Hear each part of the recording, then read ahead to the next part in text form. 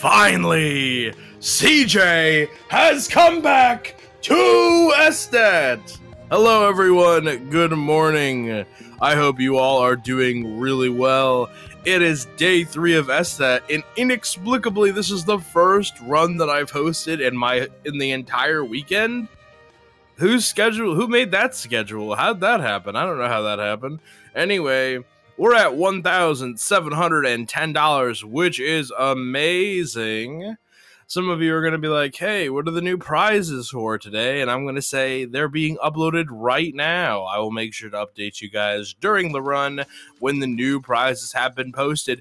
Make no mistake about it, if you donate at any point before the prizes go up on the prizes website, s.live/prizes, I promise your donations will count. Just a quick verbal reminder, we have the Stardew signs. What else do we have? We have the Banjo-Kazooie poster. We have the Monster Hunter poster today. We have, I have a spreadsheet right here. I could just look. Yes, we also have the Gruntilda plush. Wait, we have that. So, yeah. All those are going to be updated with their tiers. Good morning, Roxanne. Good morning, Orcrist, Xanadu Hyrule, Averna, Shuli, Crunchy Brown, Gaffy Taffy. Hello, everyone, and good morning. Mash, how you doing? I just want to let you guys know that we are currently outpacing Estet 2021, which is crazy. Obviously, Estet 21 was our best event ever. So, we are on a good pace. Let's keep that pace. The incentive that we have this morning, we are about $200 away, is to kill Yonobu. So, if you would like to put an end to Yonobu in Breath of the Wild, we are $200 away.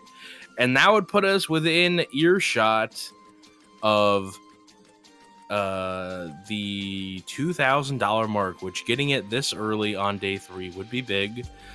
And the number to keep in mind, the two numbers to keep in mind, $2,365 is how much we raised at Speed Docks Fishing Jamboree, and $2,565 is how much we raised at Estet 2021 Weekend 1. I have those numbers off the top of my head. I promise I didn't cheat. Those are the goals for today. We are $800 away from being able to say that we have raised more money than Estet 21 Weekend 1 with 4 entire days to go. I'm not going to keep you guys anymore because we got a great run. We got up extra early to make sure that we had time for it in the schedule. We're going to take a quick pause for the cause. We're going to hear from our friends and then from Save the Children. But when we come back, we'll be live with Breath of the Wild, Master Sword, and Dungeons. Don't go touching that dial.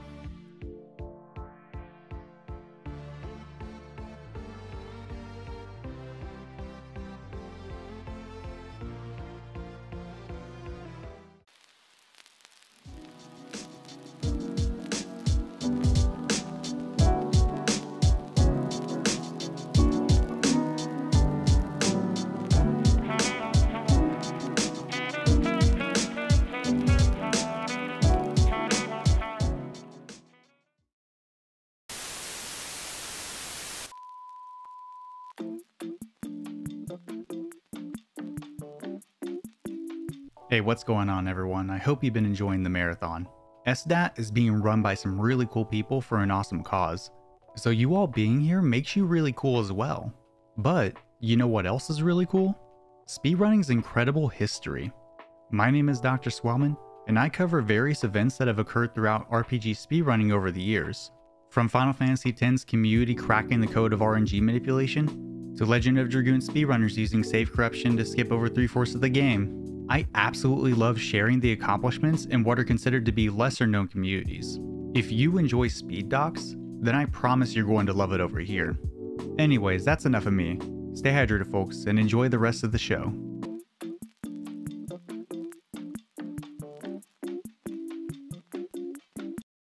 waxaan u imaaday ilmaha baa iga xanuunsaday xanuun badan oo xumad leh oo feeraha oo gaadan yahay oo ihileeyahayna wuu lahaa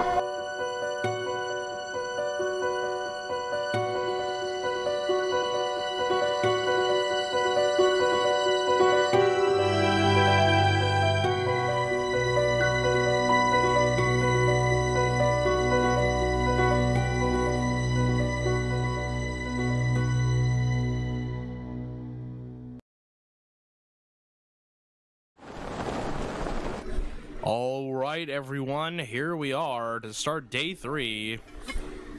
We have Breath of the Wild, Master Sword, and Dungeons. I've been promised, nay, I've been guaranteed there's some new.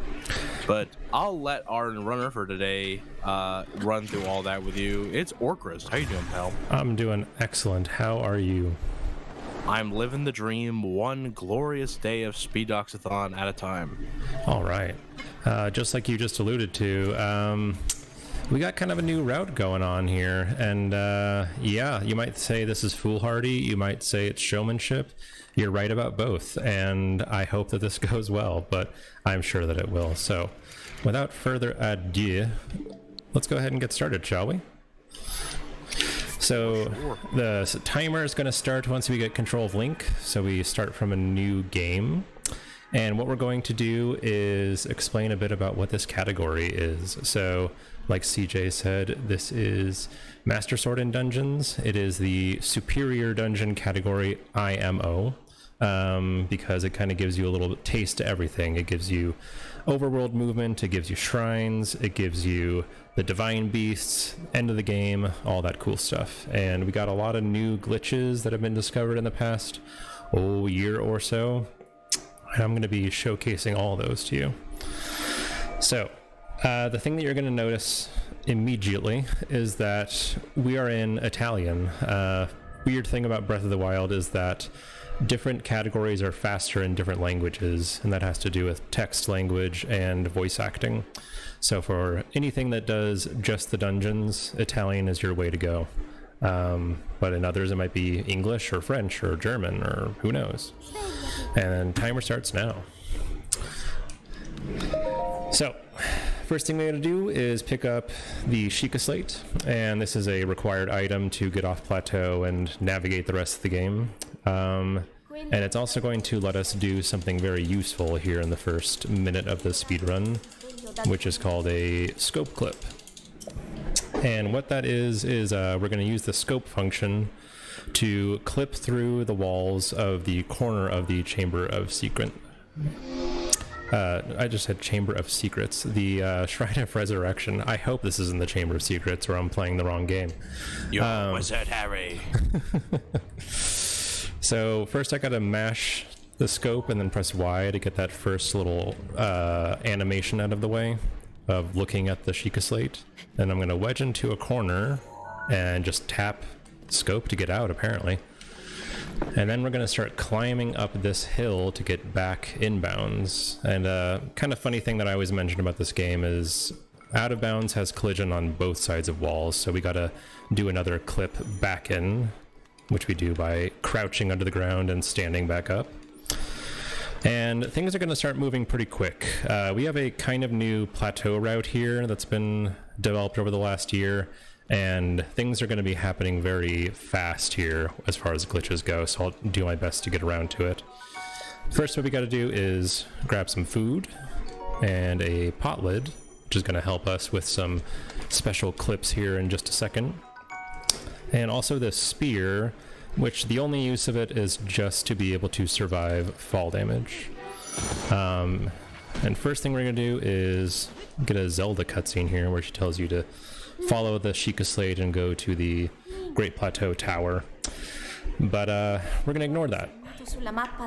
Alright, so the first thing we're going to do is do a shield clip into the Temple of Time. This is just kind of a time-saving optimization, not really required necessarily.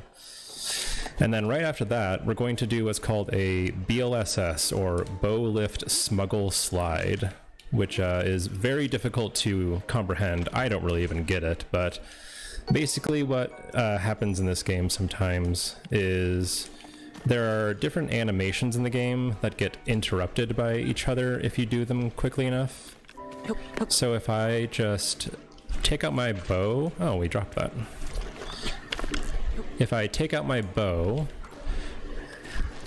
and at the same time pick up an object, you get into this B-lock state where you can't sprint anymore. And if you just step up onto a ledge like I just did, you end up flying through the air like this. And then we just do a fall damage cancel to make sure that we don't die when we fall onto the ground. And then do another shield clip to get into the first shrine. So that was a lot to throw at you, but basically all you need to know is Link go zoom, enter shrine, speedrun happen. And the first rune we're going to get is the bomb rune, which is the most useful of the runes we're going to be using. And this is going to allow us to do another glitch called a wind bomb. And what that is basically a trick in using bullet time to use one bomb to launch another bomb into Link and send him flying through the air. And we're going to use that immediately to skip most of this little shrine here, which, you know, all of these on plateau are kind of tutorial shrines, and even though they are easy and kind of a redundancy at this point, they are required. Oops, we just killed ourselves. That's all right. We got a little wrong menuing there from the D-pad. Sometimes on the Nintendo Switch Pro controller, you can press a direction on the D-pad and it gives you the wrong one. And that's what happened to us right there. That's okay. Just a little death. So, try this again. We're going to go into bullet time and drop a bomb behind Link. And that sends us flying. And then all we have to do next is just blow up these blocks on this ledge and get over to the monk. And we're going to get a very fun little cutscene here in a second. It's one of the big perks of running an all dungeon or a dungeon category is that you get to hear the old man scream.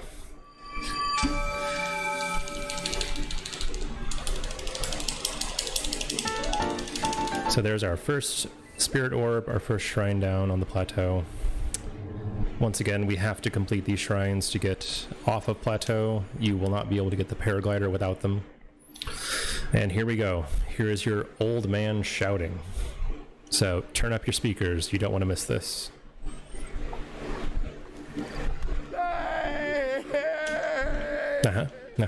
Yeah. Someone walked into a recording studio and said, yes, this is what I'm doing today. And the audio engineer listened to it and said, yes, we're going with that one.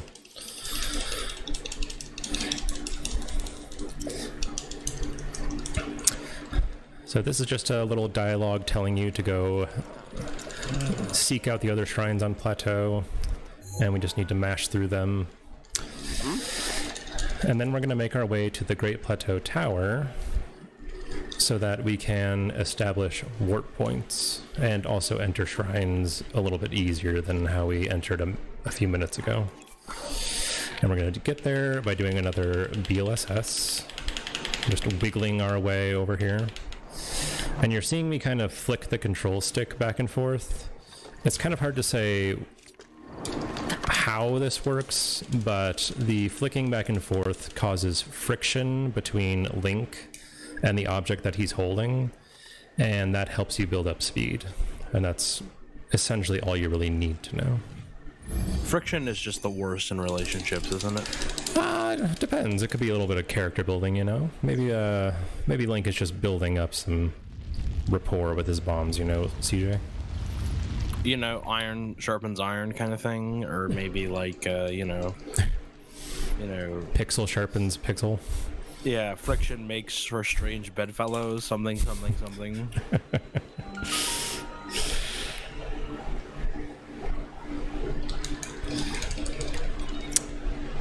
So yeah, the main reason we do this and watch these cutscenes is to make sure we get warp points and are able to open shrines a little bit more easily.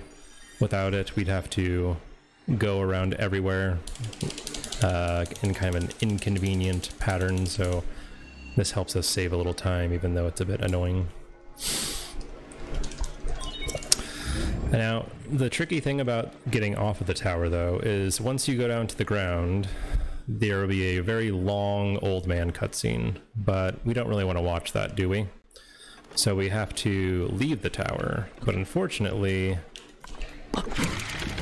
there is a barrier around it, completely surrounding the tower, and if we don't wind bomb over it like that, you'll just bounce off the sides of it and get stuck inside and probably die.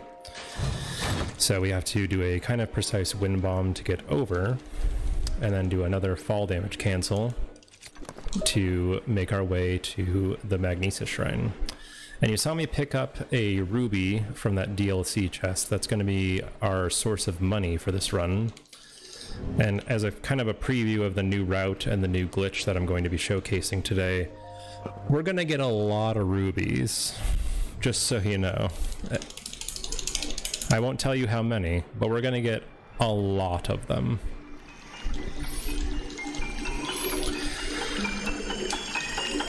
Now this shrine has it has some optimizations in it. They're a bit risky because you don't have the paraglider yet, so surviving fall damage is tricky. But we're going to avoid that because I'm a wimp, basically. So all you gotta do is lift this guy out of the way, not fall into the water, and then push your way through this one metal block. Try not to get sniped by our guardian friend here. And then pull the door as we walk forward and get ready for our next movement to our third shrine. I meant to ask you, because we have an incentive for Breath of the Wild, kill Yonobu. When do we need to know that? So that'll happen in the last 30 to 20-ish minutes of the run. So we got plenty of time to kick in those donations to get to that incentive. Absolutely. We are about $200 away, and I just want to remind everybody, you can go to !prizes. There are 2 raffles for this run. So at the end of this run, they are closing. One of them is the Stardew Signs collection, which is really cool. We showed those off. Cool. And the other one is the Speed Docs Ramen shirt. So a shirt only available for this event. You can get a free shirt if you donate $5 and you win. So, did those sweet Hollow Knight merch already get auctioned off or raffled off? All the raffles are taking place after the event, but yes, those are closed. Oh wow, some high quality items. If you guys didn't get in on those, you really did miss out. So this is going a little monk steer here, but that's okay. We're getting to where we want to go. We want to get over to this particular tree, scare the crap out of some pigeons along the way. And then we're going to try to get up on top of this cliff with a kind of funky wind bomb. And looks like that worked pretty perfectly. Nice. Alright. This is the Stasis Shrine. It's kind of the forgotten rune of the game, because this used to be the most useful rune back a few years ago. You do kind of damage boosts with stasis launches all the time, but those are forgotten times now, unfortunately. So now we just use it about 2 or 3 times in this entire run, unfortunately. So don't blink or you might miss the one time we use it.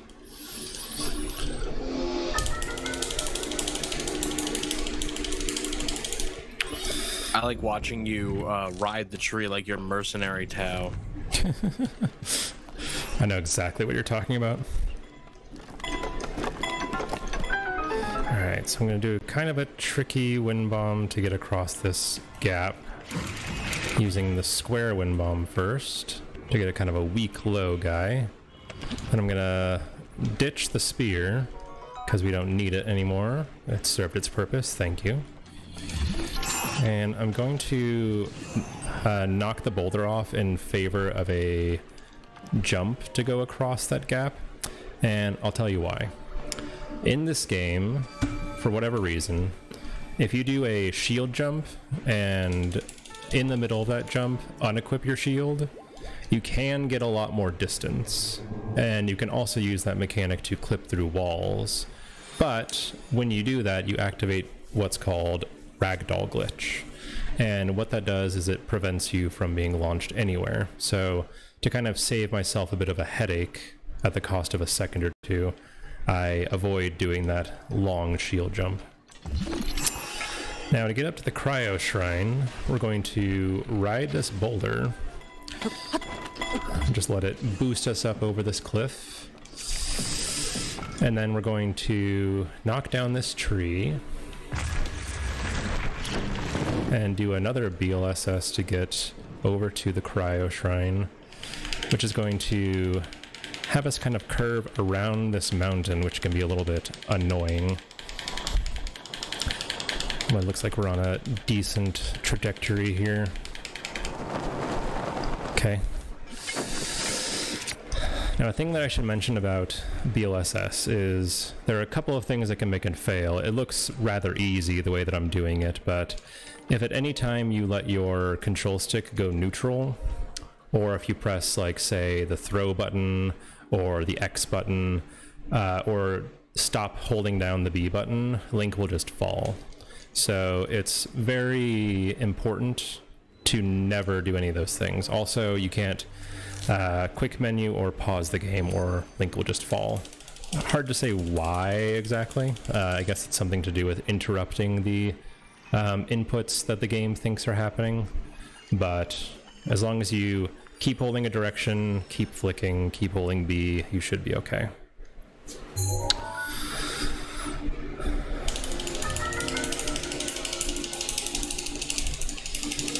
Alright, now the last thing we need to do here on these plateau shrines is just boost ourselves up to the monk platform here. There's some other kind of tricky movement you can do, but it's slower. And there is our 4th shrine on the plateau.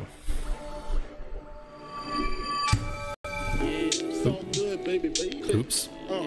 We reset the timer. Oh well. No splits for me.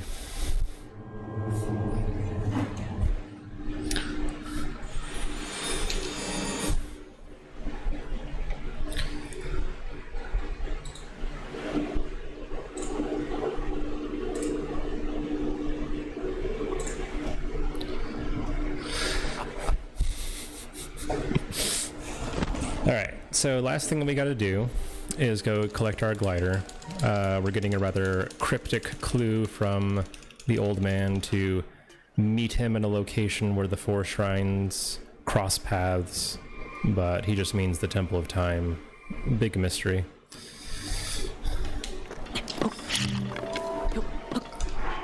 Alright. Do we have a quick second for 2 donations that just came in? Please do. We have a $3 donation from Crunchy Brown, which says Hork, which is unfortunately my gaffe from yesterday. We have a $25 donation from Mama CJ that says great runs, great cause. Thanks all for supporting. Thanks, guys. Thank you both for those donations. We have another one come in right now, anonymous, with no comment. That's just $5. So thank you very much. You beat the buzzer. All right, thanks, guys. So I don't want to shock anybody, but I know this game has been out for almost 6 years now, but this may surprise you, but this old man we've been speaking to is actually the King of Hyrule. Can you believe it? Get out of town! Yeah, get out of here, right?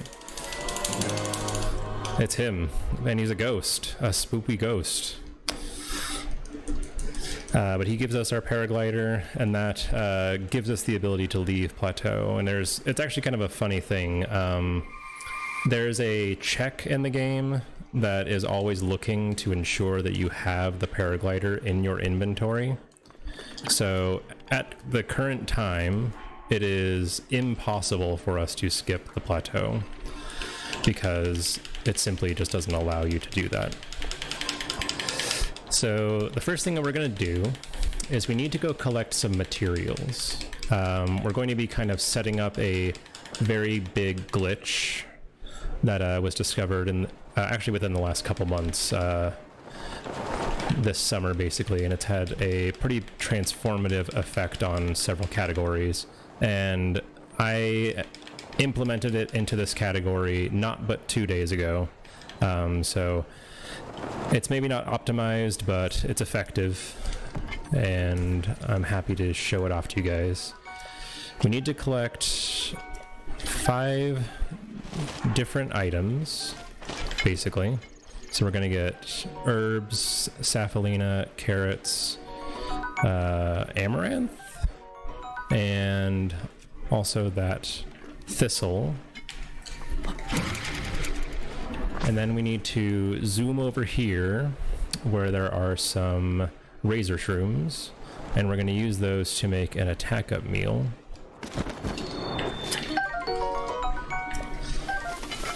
And then we're going to zoom our way over to the Shayloya Shrine. Oh, hello friends. That guy spawned exactly where I don't want him to be. How about you attack me? There you go. There we go. So we just set up our BLSS by getting our hold smuggle together and step up on this ledge. And then we start wiggling our way over this direction.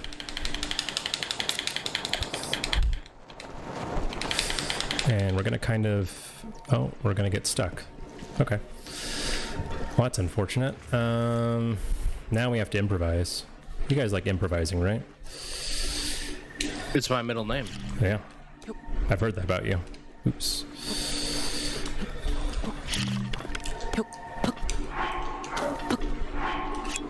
Okay.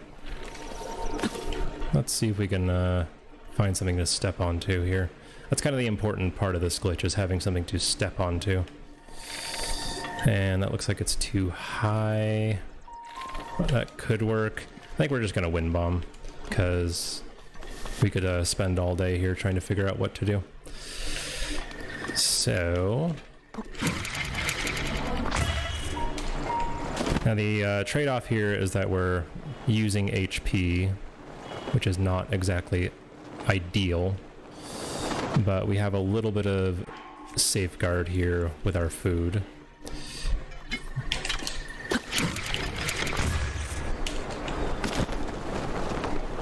Oh no.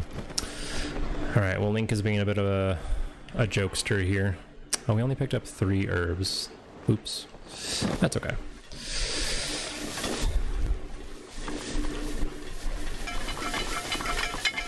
Alright, so here's our Shayloya Shrine.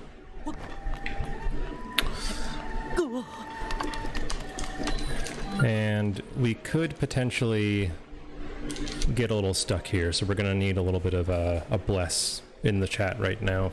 Make sure that these wind bombs go just okay. So this is gonna be kind of a weak one to make sure that we don't hit the ceiling too hard or die. Okay, we're fine. I'm not scared. You're scared. All right. How could you read my mind? I just know you too well, CJ. All right. So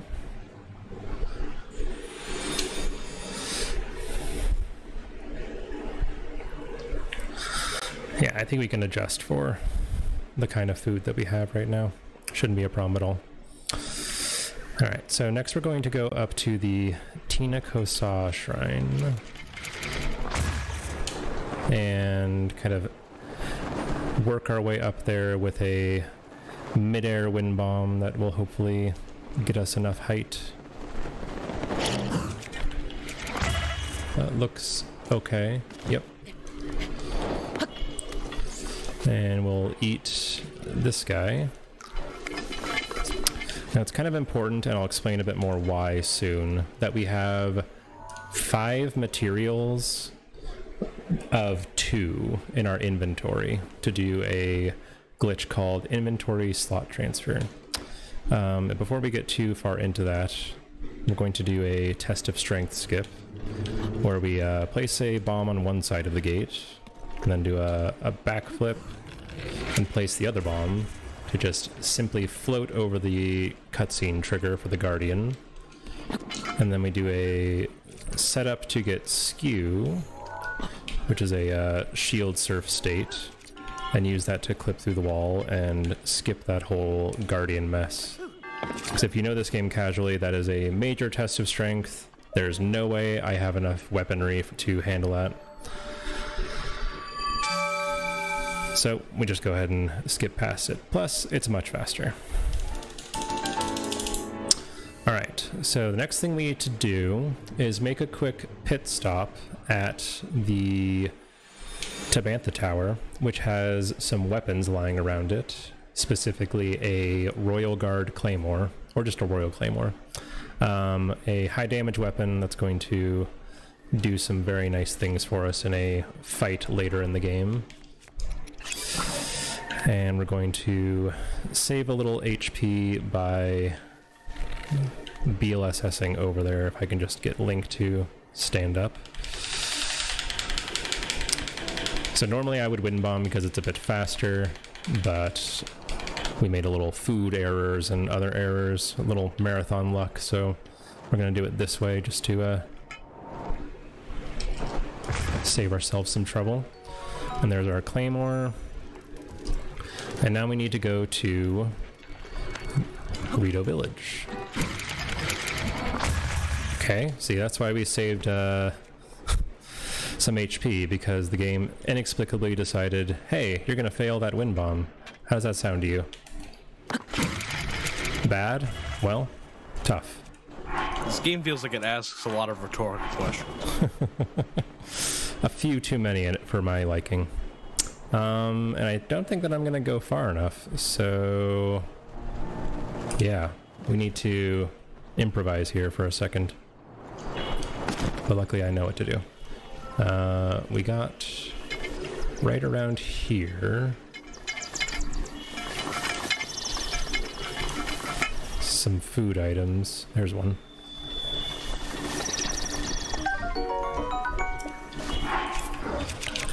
Just casual, you know, things going wrong. No problem, right?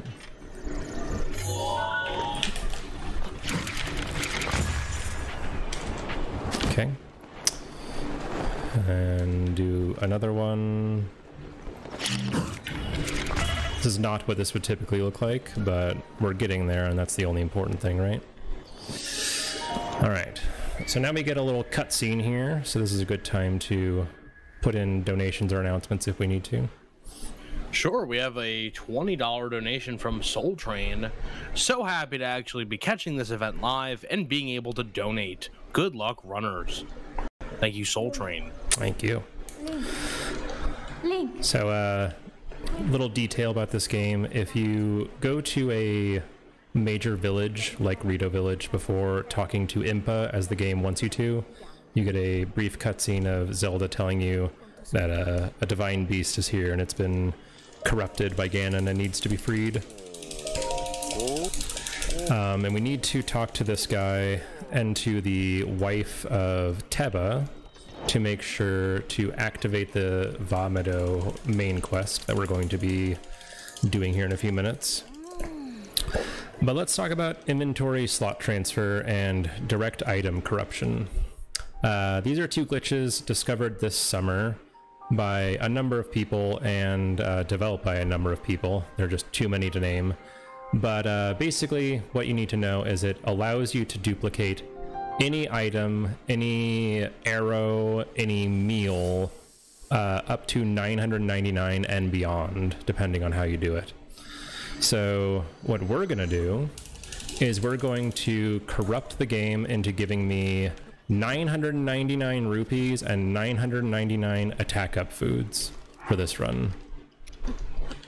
So first what we need to do is cook up an attack up meal, and then wait until morning, which you've noticed that time isn't passing in this run because of what we did at the start. It just basically makes the game reload for the purposes of safety for this glitch. And then we need to pick up a new shield and a one-handed weapon. And then what I do is I put the bomb down and take out my weapon, and as I'm putting it away, I get into this state here where Link is running around with a weapon. And then I hold out a shield and hold 5 items, and then switch to the one-handed one so that he's holding the items and the weapon and the shield, and then jump and buffer until he's about to put it away. And then he gets in this state where the items and the weapon are stuck to his hand. And then we talk to the shopkeeper by pressing ZR and A really quickly. And hopefully that worked. And then we sell our items to clear these slots. And what this does is it, quote, corrupts 5 slots in your inventory. So then we let the items hit the ground, and we equip our brand new shield and save the game to write all this stuff into memory, and then unequip the shield, drop the ruby on the ground. I hope that is okay. And then eat the attack up meal and reload. And when we reload, if I have now 4 shields in my inventory, that means the glitch worked and we are free to proceed with the rest of it. So we have to pause quickly. We did not do it successfully, so we need to try again. I think what maybe went wrong is that we pressed A a little bit too slowly after ZR, so this means just doing the round of corruption again. So we're back here with our item, or our meal cooked and our items in place. Oops. So we get back into the smuggle glitch. Hold the shield out. Hold these items. Switch to one-handed. Buffer to putting away. Talk to this guy. That's probably better. And sell our stuff, making sure to not quit out first, so that these slots get corrupted. And then hit the ground, drop our ruby, eat, and we're... okay. I don't know if I saved. I'm getting a little tied up here, but that's okay. The good thing about this is if you fail it, you can just try again. We did. Okay, so we have 4 shields. That's good. So now we save the game again, and then unequip this shield, and put down the ruby and the meat and eat the meal to clear those spots in the inventory, and reload the game again.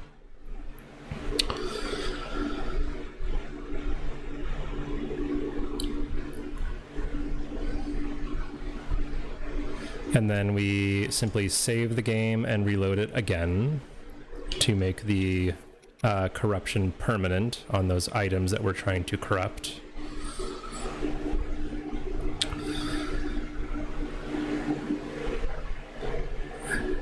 And then you'll see that we have 999 rubies and infinite attack food. And then what I'm going to do is sort, because we also have duplicated stacks of orbs as well. So what we're going to do is save the game again and reload, which will give us more stacks of orbs. And then we're going to upgrade our required heart containers at the statue nearby. We're going to ditch this torch because we don't need it anymore. And this is a good time to donate, or to read donations, because we're going to turn in 6 hearts. Sure. We have a $10 donation from Newborn that says Cat Kiss. Thank you, Newborn. Cat kiss back at you, buddy. So right now there's a discussion in the community about how this glitch should be applied to this category. We have an issue because what I'm doing right now is the, quote, restricted category, meaning that you have to get your spirit orbs from source and turn those in for the 13 required hearts you need to get the Master Sword. But when you do inventory slot corruption and direct item corruption, if you have any orbs in your inventory, they will be duplicated just because of the nature of the glitch. So there's kind of a discussion now of should this be allowed, and things are kind of pointing in the direction of no. But for the sake of showing off the glitch itself in this venue, I decided to put together this route and make sure that I had it down just so we're all feeling or getting a little more insight into what's going on in the Breath of the Wild community. And that looks like 9 hearts. So we're done. So then we're going to climb up here and we're going to sell our rubies. And I got a question for you, CJ. Shoot. Do you think that 209,000 rupees is enough to beat the game? No. Yeah, I think I'm a little short too. You know, just, not in this economy. But, you know, what you can do in this economy, you can donate $20 from John 2 Echo. Always a pleasure to watch Orcas do and explain the craziness in Breath of the Wild. Have fun, y'all. Thanks so much, John. Always appreciated. So, now that we're done with our inventory slot corruption and all of our shenanigans, we can continue on with the run. We're going to go here to the Shawarvo Shrine, which casually you need to ride up some air currents to the top of the puzzle arena, but we're just going to wind bomb up there. Surprise, surprise.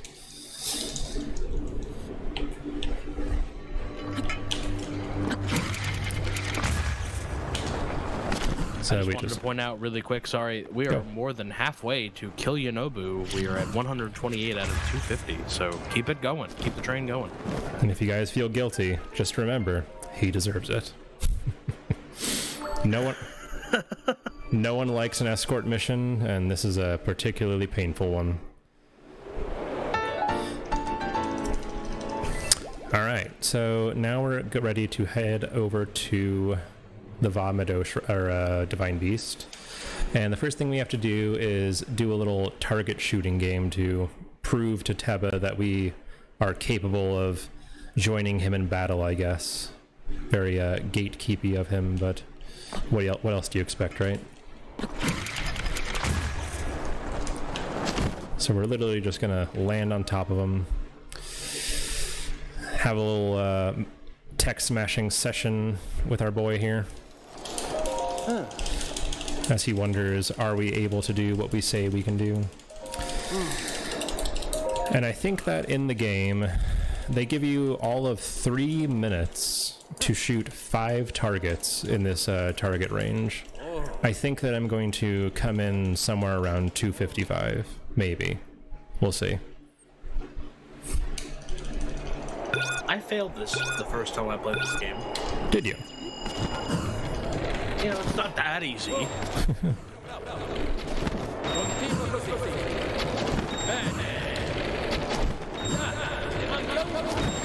Perfecto.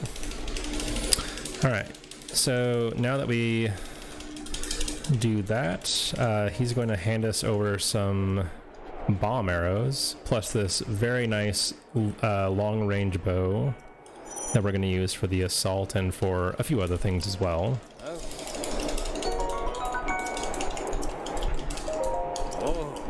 Oops.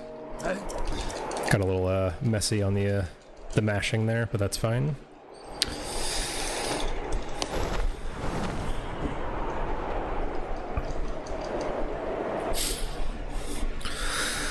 So in this little challenge, we need to shoot out some cannons, which is made somewhat easier with the falcon bow and bomb arrows that we have on hand. Kind of the annoying thing about it, though, is that the wind and the rotation of the Divine Beast can make hitting them a little bit tricky. So we'll see if I end up missing any shots here. First one's easy. We just drop down and shoot it. And then wind bomb our way over to get to the center a bit faster.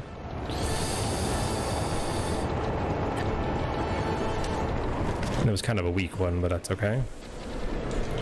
And we take out that one, aim sort of high and out for that one, and aim mostly just right at that one. Very good.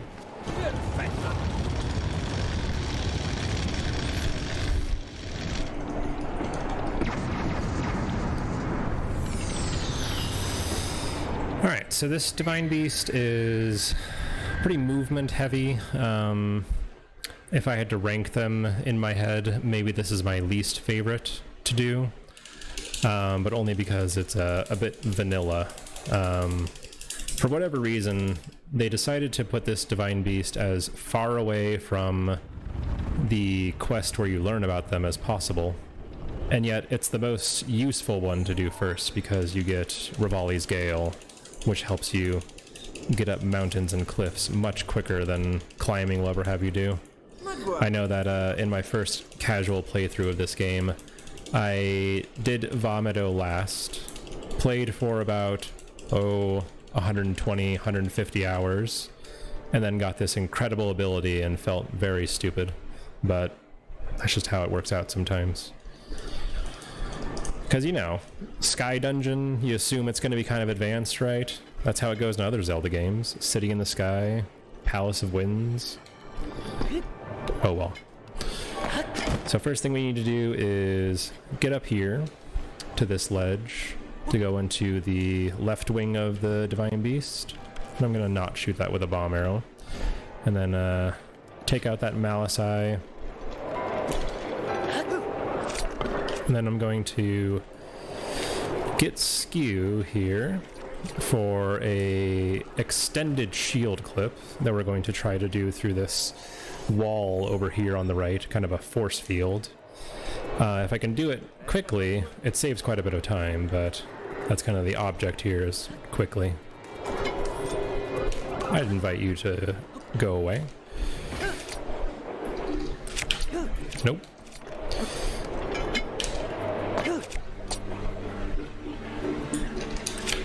Nice. All right. And then I'm going to blow myself up to remove the ragdoll glitch.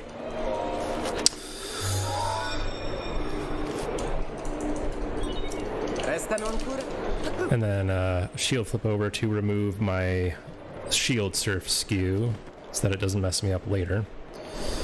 And then simply drop down here. And because we have a lot of extra HP, we're going to wind bomb over this direction. And we're going to just kind of walk through a Malice Eye instead of going through the casual process of shooting out the eyeball from a distance and playing it very safe. Okay. So we just slip right through there. And then we need to open this door and take out this Malice Eye, because it has a chest of 10 ice arrows in it.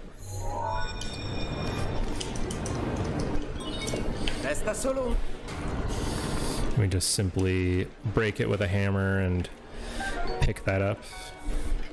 And then we load this up with 3 hits. And then we pull this over and let the launchy thing do its job. That's the technical term, launchy thing. And I'm going to make sure to eat so I don't die from cold damage here, because you've noticed I've been taking cold damage this whole time.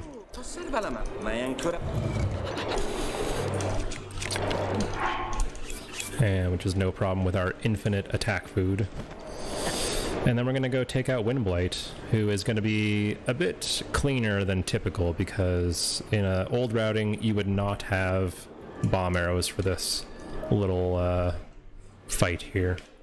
But either way, you kind of rely on some RNG to cooperate you, because Windblight is kind of annoying.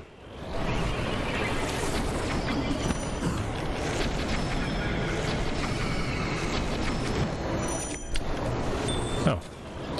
Alright then. He just decided he was gonna live. Good for him. Oh. And now Chose life, you know? And now he's going to void out.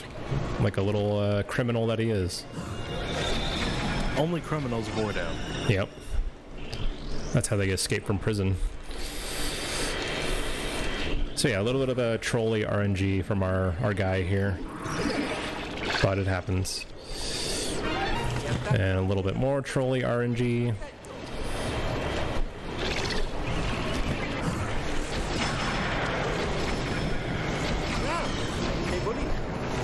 Alright.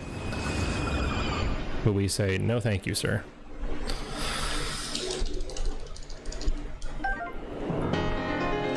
Okay, so that's our first Divine Beast down. And we pick up the heart container so that we can pull the Master Sword later. It's one of our 4 needed heart containers to make that happen. And this is a good time for any kind of reading you got. We just got a little cutscene to do. Well, I don't have any new donations, but I wanted to remind everybody that we have raffles, and you can check them out by doing exclamation point prizes. And just so you know, you don't actually have to donate or make a purchase to be entered in to win. You can do exclamation point no purchase and fill out the form. So, if now is just not a great time to donate, or whatever, you've already donated and there's a raffle prize that you really want, you can submit the form. You have to give me some information, but other than that, submit the form and you can be entered in to win. Equal chance to win as everybody else. So, make sure you get those donations in or fill out the form. You can check out the prizes by going to stat.live/prizes. And you get entered in more times if you donate $1,000, right, CJ? No. Oh, I was trying to pump them. I'm sorry. I know, but you know, the legalese, they're very serious. You know, that's true. That's true. They're very persnickety and verschnooked and other words that have schnush in them. Maybe I should have grown a mustache and twisted it when I said that, right? Remember when you had the mustache? Oh, do I ever?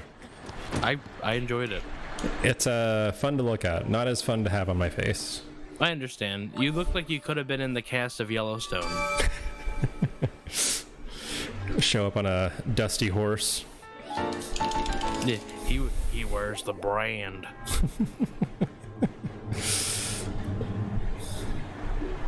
It's okay. I bring it back at least once a year. So you guys got your chance to fawn over me before being horribly disappointed not minutes later.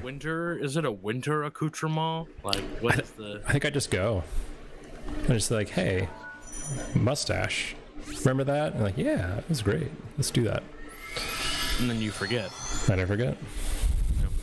And then you remember. Or I just get tired of looking like a 90s sitcom dad. You definitely look like you do denim on denim. Yeah. With a tool belt. Yeah. Here's your problem. It's a leaky O-ring. It's 10 cents piece of plastic, you know? That's you. And I come home with a Miller Lite each night after every workday. No offense to Miller Lite drinkers. You go to the corner store and be like, hey, Bob, Matt, it's gonna be a 2 Miller Lite kind of night. Get me a tall boy. Yeah. Oh, well, you know, god dang workers, they make me put these damn paper bags on them now. You can't just take it out of the store. Alright, so now we're just making our way to Gerudo Desert. And Do you have any pervert fans? That's a weird question. Don't do that, joke, Orcrist. To set up this first quest, we need to speak to a pervert. Why is he a pervert? Because he's trying to spy on a city of women. Seems pretty weird champ to me. But kind of a tricky thing about this segment is you need him to spawn in, which can be kind of tricky when you get here this quickly. But it looks like RNG is on our side, because here's our pervert. And we just need to speak to him so that the person who sells the Gerudo clothes appears at Kara Kara Bazaar. And we do this shrine for our part of our collection, and also to have a warp point back to Gerudo Village, or city, or whatever it is. Town. Commonwealth, who knows.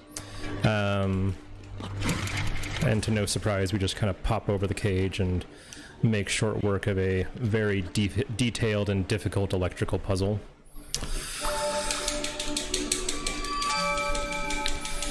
And you may have also noticed that on this next skippable cutscene, we kind of wait for a second for the text to disappear.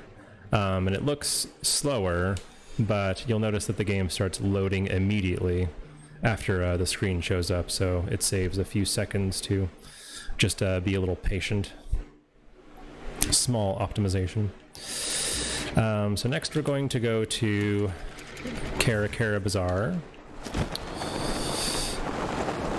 And this is where we meet our homegirl, Vila, who's gonna sell us some lovely clothing for 600 rupees. Which, Vila? Yes. You, Vila. I think that I have enough money. I think probably that 208,000 rupees is enough to cover a $600 outfit, or rupee outfit. You know, we had someone in chat yesterday who actually hit the withdrawal limit on their bank account, so... Oh no. Because you have all the money doesn't mean you can spend all the money. You gotta know when to hold them, and know when to fold them. Close, too. You need to know when to hold them and fold them. Know when to walk away, etc. You never count your money when you're sitting at the table.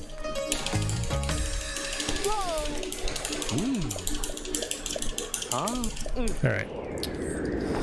So there's our outfit. This allows us to go into Gerudo Town. It is actually possible to get to Riju, the leader of the Gerudo, without the clothes, but you essentially just need to get there so fast the game doesn't know to stop you. And while that's useful, we also need to come back, so it's probably best to just get the clothes anyway. There might be a way around that eventually, but the fact of the matter is getting caught in town is a very long and slow time loss.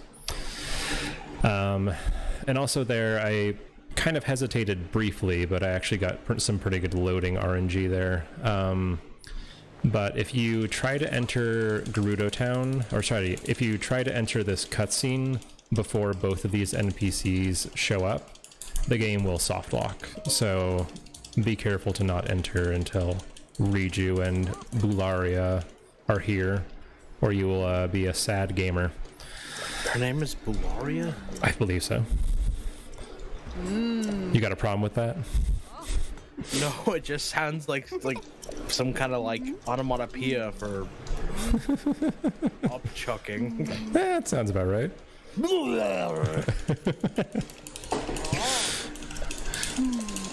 I'll have you know it's her grandmother's name. Probably. Yeah, she's the third of her name. Yeah.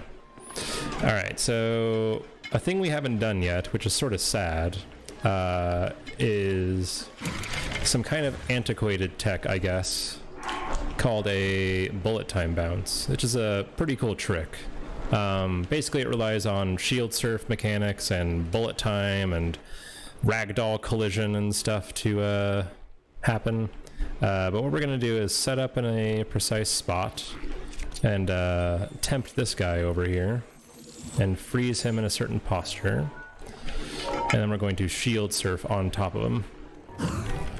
And once we collide with him, in bullet time. It sends us flying through the air up here to the heights of this peak, which is really nice because it's going to help us get to the Yiga hideout without too much trouble.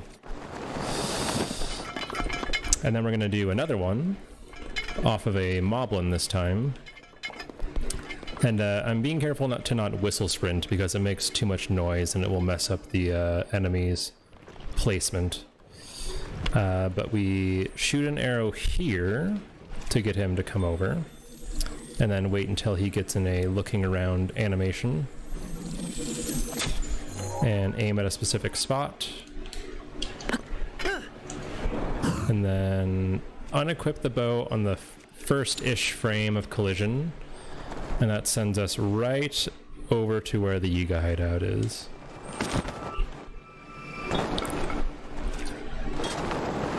And we just drop down here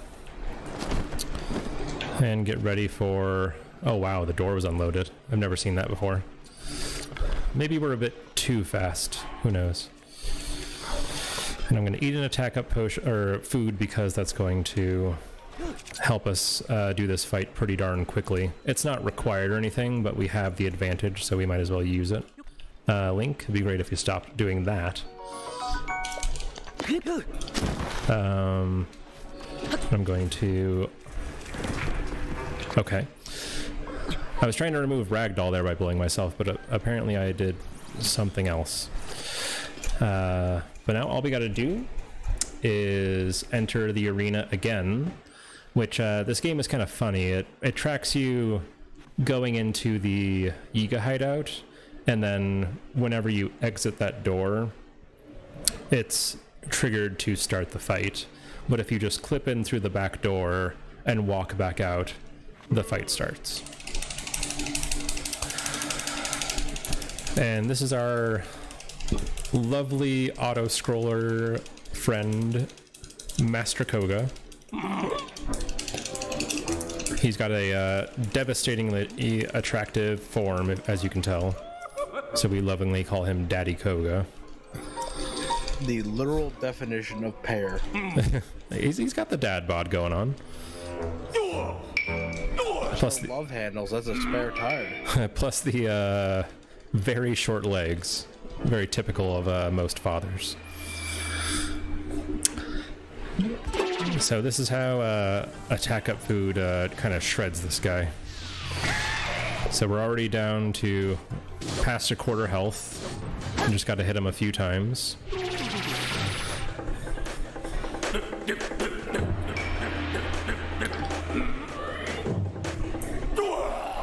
And then on this next one, we just have to make sure a rock hits him in the head as he comes down.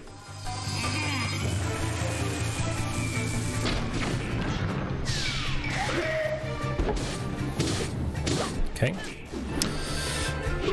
Now, there's a sort of new tech discovered here where you can skip a second phase of this by hitting him in a precise way with this metal block that I'll try to do. And I did not do it. That's okay. Let me just wait a little bit longer and pull the last one on him. You basically kind of do two sets of damage. You break his barrier and also hit him with an exploding thing. It's hard to say why it works, but you can just skip that second phase. Newborn, you know how attractive you are.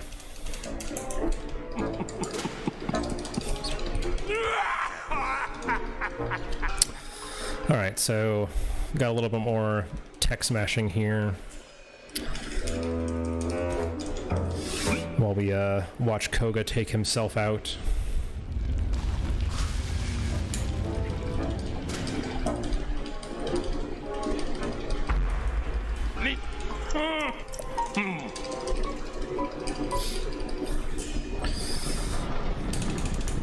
Now, so one advantage of the inventory slot corruption that we did earlier in the run, specifically for the setup that I did to get attack up food, is we're able to skip returning into the Yiga hideout. In old routing, what we would have to do is go inside and collect money and collect bananas so that we could get into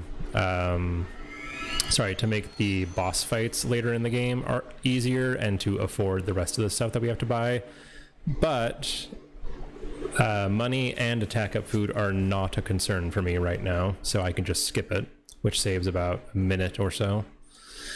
And I also can skip the long cooking session of cooking about 4 or 5 meals here at a town and just go to the arrow shop because I already have enough money. That is the incorrect wind bomb that I was trying to attempt. We'll try that again. We might as well just eat, because why not?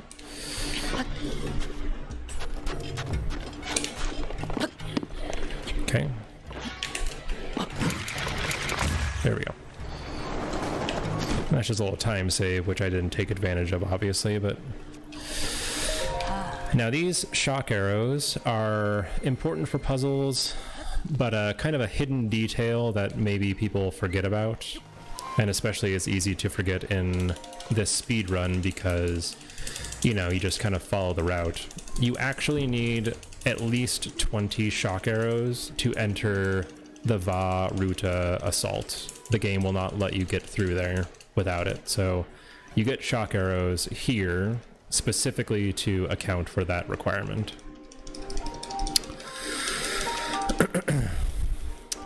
So coming up, we got a couple of other long text cutscenes, so if there's any announcements or donations to make, now is an excellent time.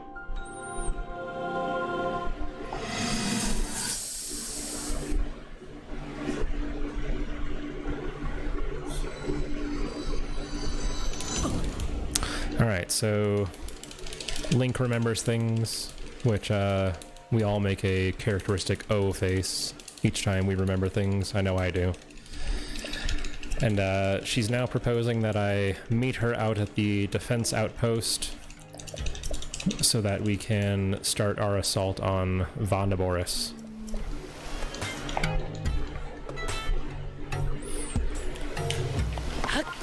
And I'm going to launch myself over there.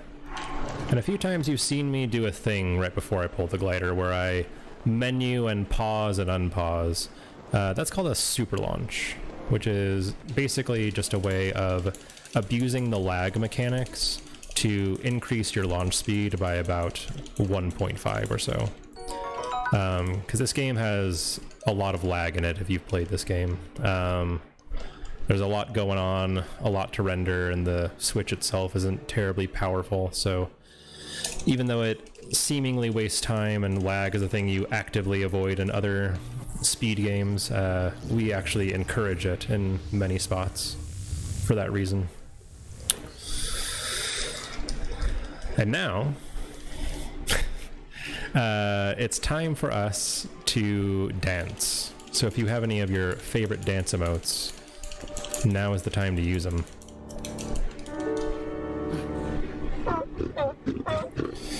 And that is the most excited I've ever seen any creature for going into battle. But they do them, I guess.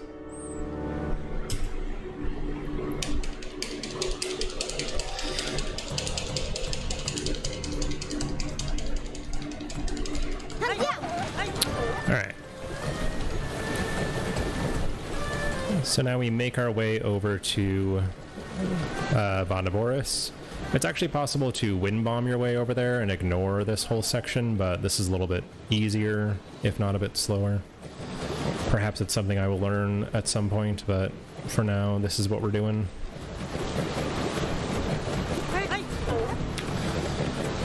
And I want to make sure to steer my way over to a specific part of this kind of battle arena, I guess.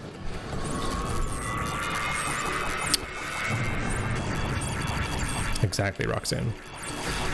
And we slow down to make sure that Riju catches up with us so that she protects us from lightning.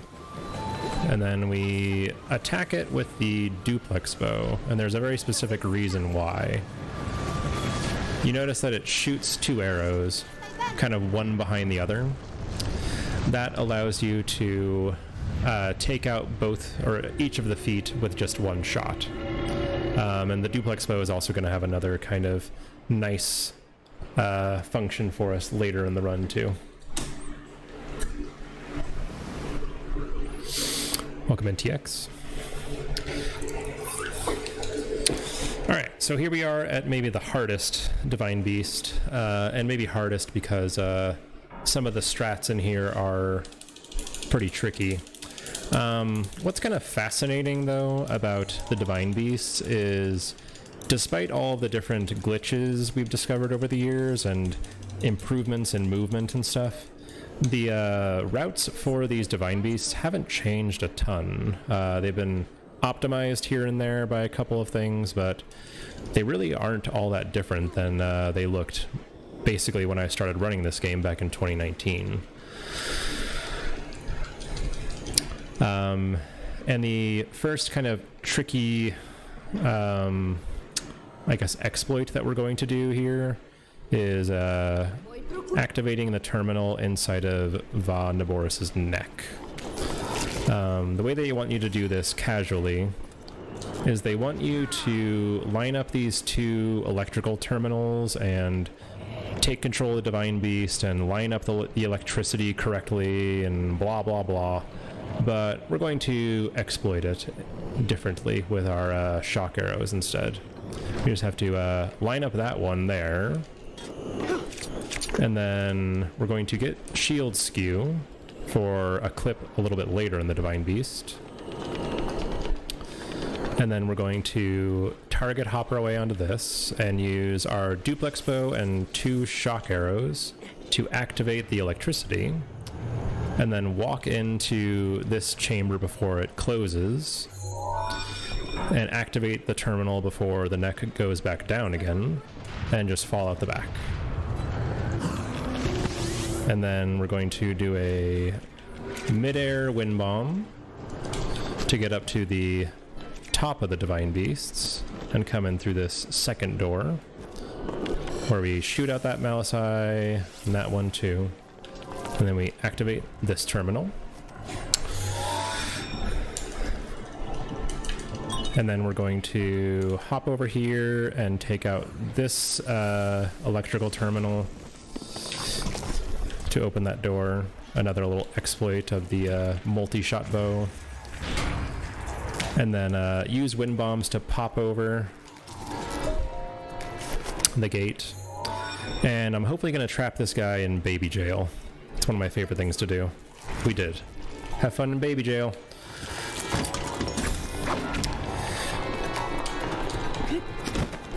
Do we have a time for a quick donation? Please do.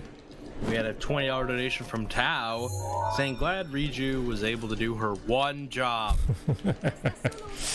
Yeah, sometimes she gets stuck on stuff and doesn't protect you from the murder. But this time she did her job. Alright, so now we're going to download the rune for, the control of the Divine Beast. And the reason we do this is simply just to rotate one section of Naboris to get to the last terminal. And we're going to be kind of on a cycle here, so we have to meet this cycle, or we will be waiting for a moment. So we rotate it 3 times, and then run up this thing, and then go at the side and outside of the Divine Beast, and slip in the hole just as it appears. And then we can activate the last one. But now we're trapped in here. And what we're going to do is we're going to use that shield skew we got a moment ago to clip through this grate. Okay, just that easy. And I'm going to make sure I don't run out of attack up food here.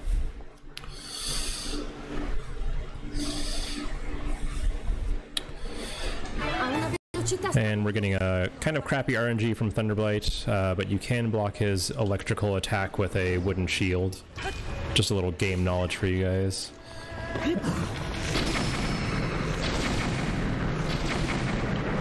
And then we unload on him with some bomb arrows with our triple attack power and triple shot bomb arrow bow. That's a lot of bees. And then he does this very scary thing where he makes poles come down. I know I'm afraid of poles.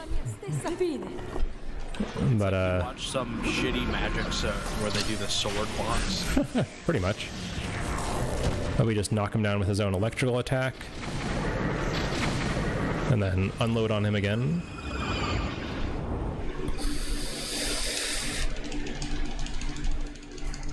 And you can actually get a T-pose there if you collect the heart container on the right frame. Which is kind of funny that that exists, but... Real quick, we just got a $5 donation from Ori or Ari. Ari. Ari, there you go. Thank you for that. Thank you, Ari. We're now at 1818. I remember the year well. Yes, you are that old. But also, really quick, we are, no one can do this math in their head, $96 away from the Kill Yonobu incentive. And we have, what would you say, like 50 minutes to go? Yeah, about that much. Yeah. Yeah. So get those donations in. We're getting close. All right. So there's our Yonobo, or sorry, our Naboris thing. And I blew myself up to get rid of Ragdoll Glitch, which you saw I took damage but didn't go anywhere. And now we're going to do kind of a fun little shrine collection path on our way to Goron City, and we'll end in Zora's Domain. This is going to knock out most of the remaining shrines that we have to do for this category, and it's some routing that I'm pretty proud of for having put together. But first we're going to get a BLSS over to the Hilareo Shrine. And we're just whacking the stick back and forth as quickly as we can to make sure that we get up the speed that we need to. And there is another thing that I kind of forgot to mention about this trick that can be something to keep out for. Kind of related to ragdoll physics in this game, they added in a speed cap to this here video game. And what that means is they don't want you to be able to travel too fast. It's kind of a resource management thing. It's kind of a don't fly off a mountain and die every time thing. So if you start going too fast, the game just stops you dead where you are. And that can apply to these movement glitches as well, where you fly through the air too quickly.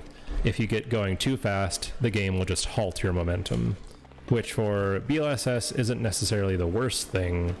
It just means you lose all your speed and stop dead where you are. So, unfortunate, but not the worst thing in the world to happen. The worst thing being just falling from the air. So, the way that I kind of keep an eye on that speed cap is watching the minimap. And if Link is pushing too far to the edge of the minimap, like his cursor, instead of being centered, it gets kind of pushed to the edge of it, I'll back off on the flicking and holding directions and let the game kind of catch up with us. So next we're going to the Wagokado Shrine. Another quick one. It can, Ari. Super launches can't speed cap, but wind bombs can. Like if you launch and the initial launch is too fast, the game will stop you. And you can also continuously build up speed with BLSS instead of a super launch or damage boost, which will always degrade in speed. It will always slow down. So it's been kind of the routing choices that we've been trying to suss out over the past 8 months or so, is the difference between faster with Wind Bomb or BLSS, and question of consistency and what you're able to do more consistently, or what works best for the area you're going to. So now we're going to go to the Bosh Kala shrine, which is everybody's most difficult shrine. It involves running and gliding, which are pretty difficult. But I guess it makes sense that it's so easy because it is very close to the Great Plateau where you start the game. People kind of anticipate, I guess, it'll be the first or one of the first shrines you ever go to, it being on the way to Kakariko Village and whatnot. But we're going to do a little optimization to get through this a bit quicker. And we just aim here, launch ourselves through the air, and meet our friend the monk. And next we're going to the divine, or sorry, not the divine beasts, too many D words in this game, excuse me. We're going to the Dueling Peaks, where there's 3 shrines kind of clustered together on the map. And there, we're going to do what's called a shrine coordinate warp, kind of another glitch to throw at you. Kind of a, I guess, brief overview of it is, in this game, when you enter a shrine, you interact with the elevator that you see here, and that pulls you into the shrine, right? With a little cutscene that has you going down the elevator. The thing about these elevators, though, is that they have... Where am I? Okay, I got stuck. They have kind of a load radius to them. As in, when you get close to them, the load radius of that shrine appears, and when you get too far away from them, they disappear. But the thing about them is that they don't really have coded to them a unique ID. It's just a shrine entrance elevator as the coding language. So what that means is, if you can activate the cutscene of an elevator without being grounded or like touching the ground at the same time, and then take that storage of the elevator cutscene within proximity of another shrine location, the game will trigger that cutscene, and your coordinates on the map will make you go into whatever shrine you're closest to. It's kind of the basic overview of it. I unfortunately hit the ceiling there and couldn't pull the glider, but that's okay. But what we're going to use the shrine coordinate warp for is to get to the very top of the Dueling Peaks without having to do all that climbing or launching. It's going to get us up there in a matter of seconds.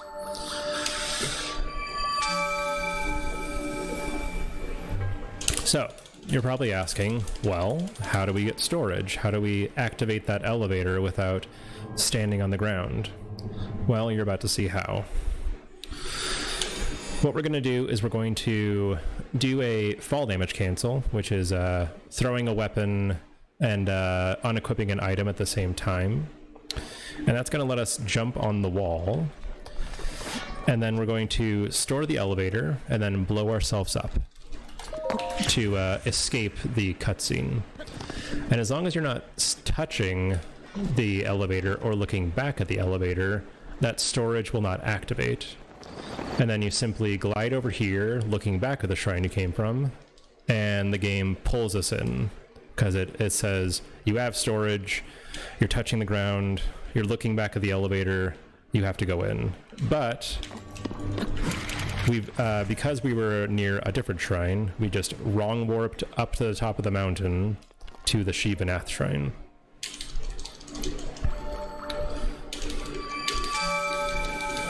And there's a whole bunch of other nuances to this shrine coordinate warp glitch.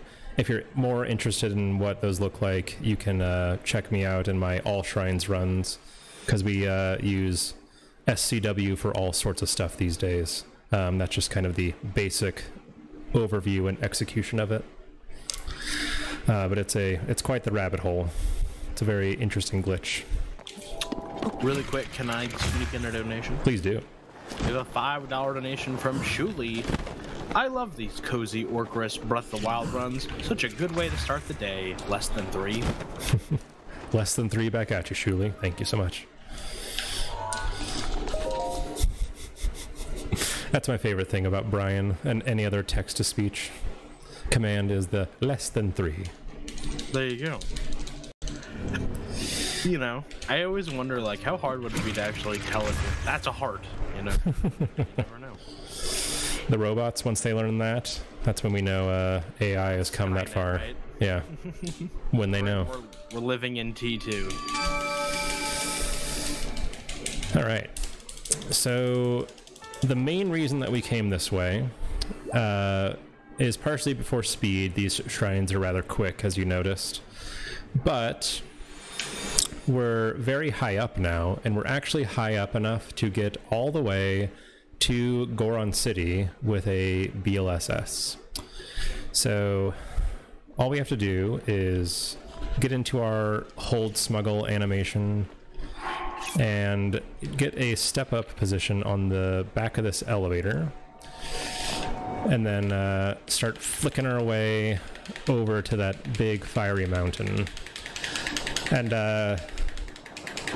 if you heard what I was saying about avoiding the speed cap a few minutes ago, keep your eye on the mini-map in the bottom right part of the screen. You'll see Link is going to start kind of pushing away from the center of it. And you'll also see that the light trail coming from the bomb gets a little bit more solid and less flickery the faster that I go. That says that I'm getting very close to the speed cap, and I need to be careful to not turn too much around and build up speed or not flick too hard, because otherwise we're going to just stop dead in our tracks.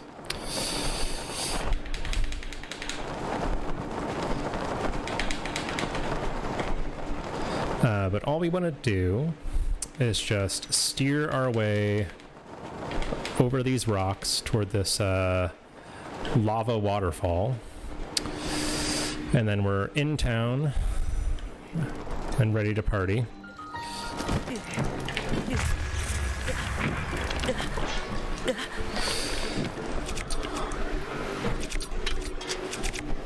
Okay. So we just had to wait for the game to catch up with us and play this little Divine Beast cutscene that we can skip. And then we're going to buy 2 sets of armor for heat protection, because we can very much afford it.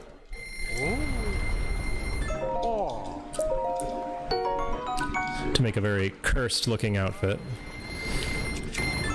And then we're gonna wait just a second for the rocks to stop falling, because otherwise we'll be here all day getting smacked around by flaming rocks.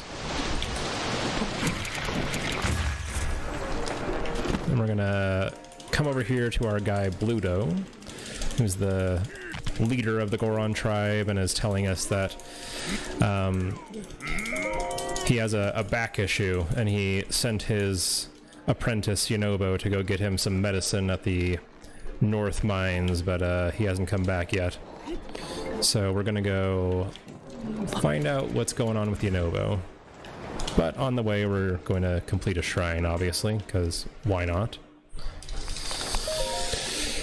We're not gonna murder him yet, are we? Not yet. We're just saving him. We still have time, people.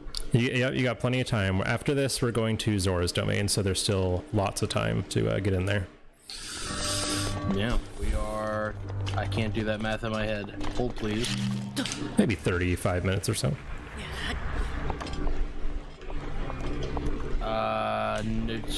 Carry the. We are $92 away. All right. $91.20. All right. So a little trick coming up here. What the game wants you to do casually is go to the North Mines and activate some cannons to blow up a rock wall to free Yunobo, but that sounds slow, doesn't it? A thing that you can do, though, is if you launch over to him quickly enough, you can actually get into the cave where he is prior to the wall loading. So we're going to try to do that right now. And the backup is a kind of fussy shield clip, so if we don't get it, it's not the end of the world, but it's kind of a funny thing to show off.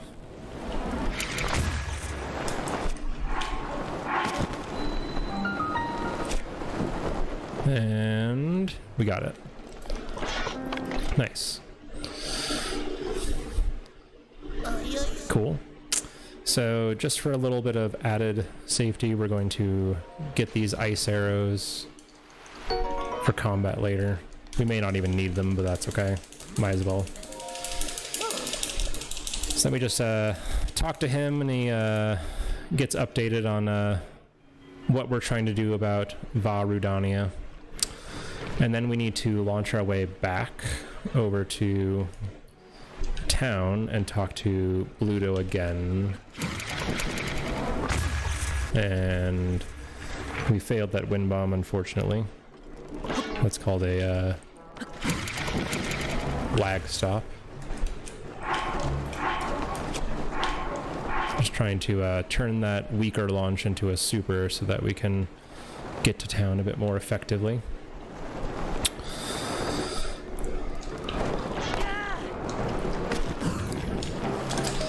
Alright, so now he's going to tell us about the former champion Daruk, and we're going to make an O face again.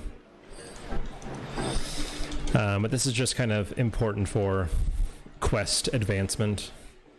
So, a thing that I kind of talked about in the interview that they played prior to this run, if you didn't catch it, one of the big missing things in this game for glitches is a way to bypass these main quest story flags. As things stand now, we can't get into Divine Beasts without going through the intended quest progression.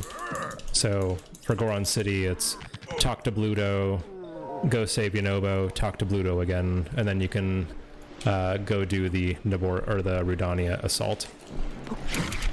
But for right now, those things are impossible to skip. So that's kind of the not really holy grail necessarily, but something that would make these okay, we're good. Something that would make these dungeon runs quite a bit faster. Oh no, we're losing money! How are we losing money? Did CJ buy a coffee at the coffee machine?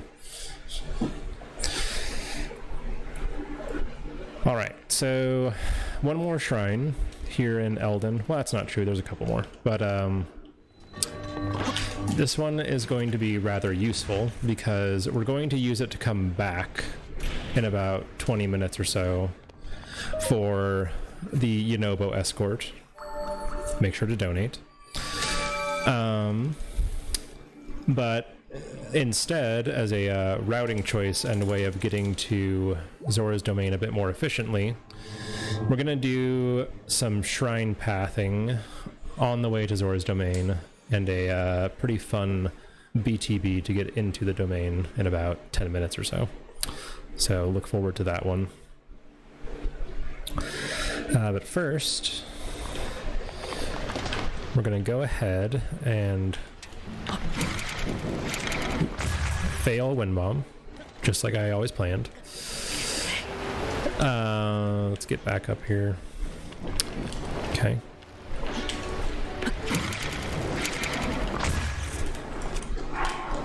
Okay. So we just wanted to make sure to get a nice fast launch over here to get to the Kuaraim Shrine. And I've been avoiding talking about this because it is such a scary part of this game, but we're about to come up to the most difficult shrine in all of Breath of the Wild. It has a number of frame-perfect inputs back-to-back. There's a high likelihood I'll be stuck here for 10 minutes or more, who knows. So make sure you guys are ready to watch the streamer struggle a little bit. That's lovely. I don't know much about this game, but I don't think that's true. Are you calling me out on this? I'm not trying to, but... You saying I'm full of it, CJ? Is that what you're trying to say? I mean, listen, that did look like a frame-perfect input. Oh, not this one. Coming up next. Not this... on the next shrine. Oh, the next shrine. Next shrine.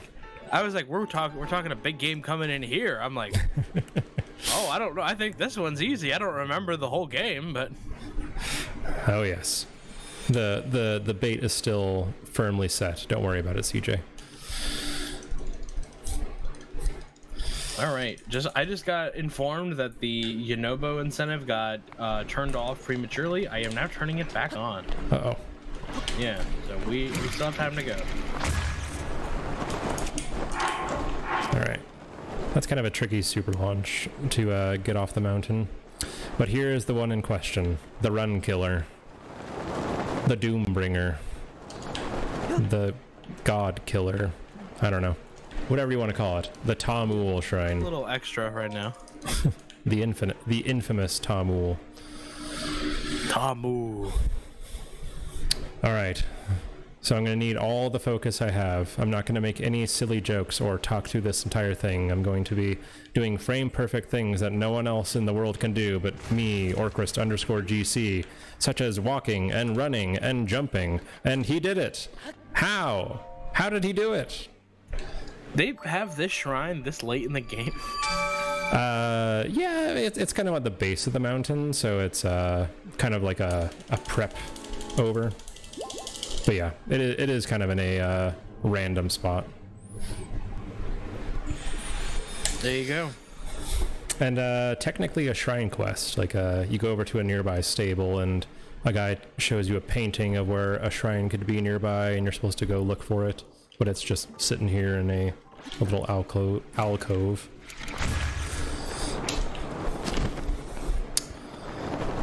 And then we're going to head over to Moakit. Which I think as far as shrine names go, that's one of my favorites. I don't know why. Sounds like some kind of Samoan parrot. Yeah.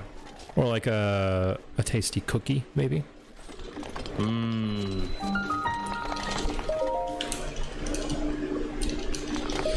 Or maybe if Jason Momoa had a baby with a parakeet. Let's not think about that. It's Aquaman with wings.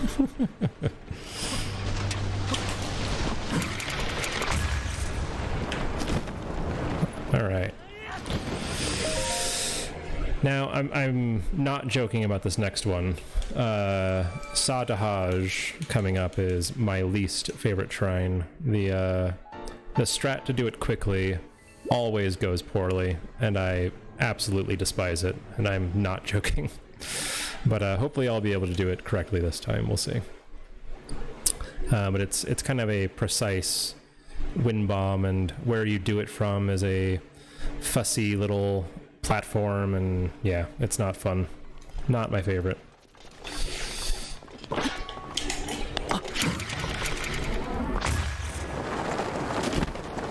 About 10 shrines, true.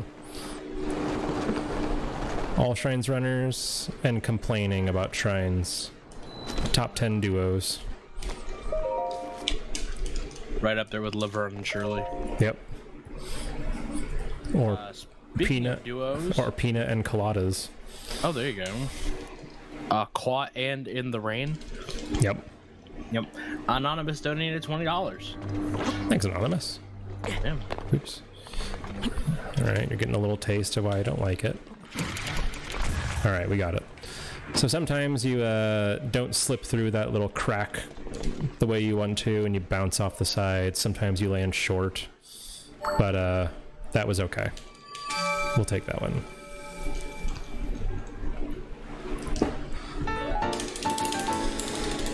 Okay. And I think coming up next is maybe people's least favorite casual shrine. It's called Zkasho, and CJ, did you ever have one of those little games where it was a little flat disc of plastic and inside were some little tiny BBs and you had to roll them around? Yeah, that's this shrine. They they have you do that with motion controls and orbs. It is awful. But luckily we don't have to do that. Oh, that's good. I don't like motion controls. No. Yeah, they really crammed them down our throats for this game, but to no surprise, we're going to wind bomb over it. And it can be a bit annoying, but hopefully this will go pretty smoothly. Yeah, there's a few motion control puzzles in this one, and one of those little BB puzzles is one of them. Okay, not bad.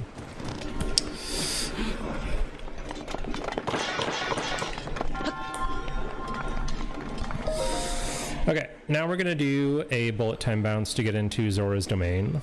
This is a setup of my design, and it's one I'm very proud of, and very happy that I was able to include in this route because it's just so cool. And hopefully I'll get the really good angle that shows you just why I favor it so much. But if you played this game, you know that the... what's this place called? The Citadel Ruins, I think, here in Akala. This big castle. That's bad, but that's okay. We're just gonna have to wait for a second, which we can do by climbing. But we want this bokoblin up here to get in a specific spot, and also... oh, he noticed us. Well, at least he didn't come over. But he gets scared by this guardian, which is a byproduct of failing that wind bomb, but that's okay. We'll just get in position with an ice arrow and freeze him in that posture. And then we're going to stand up here on this wagon.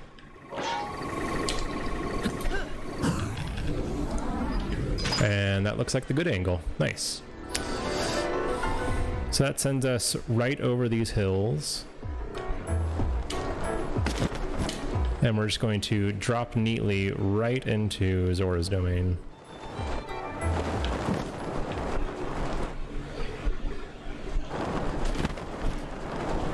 There we go. Nice.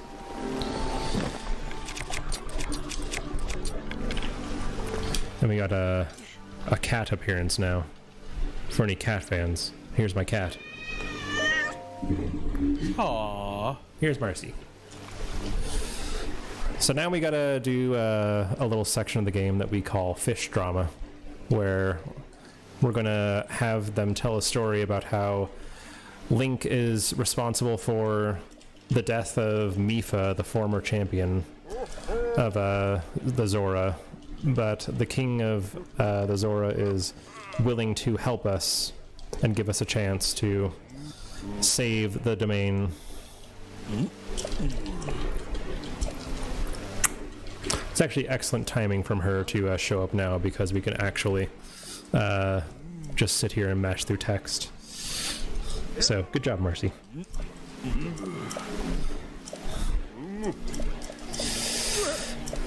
So this guy, Muzu, is angry at us for what happened to Mipha. He blames us for everything.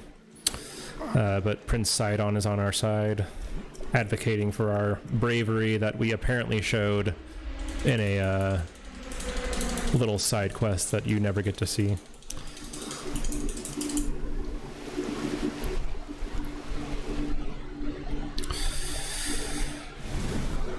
Yeah, basically, Varuta is flooding the area and threatens to flood all of Hyrule.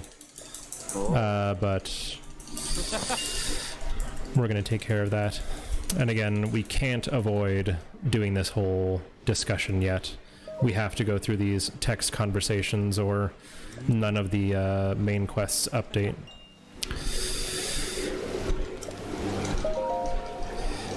So now he gives us the Zora armor, which we need to do the Divine Beast Assault.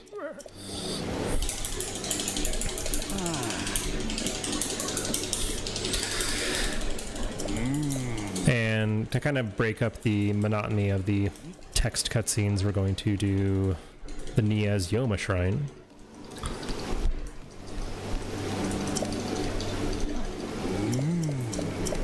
Okay.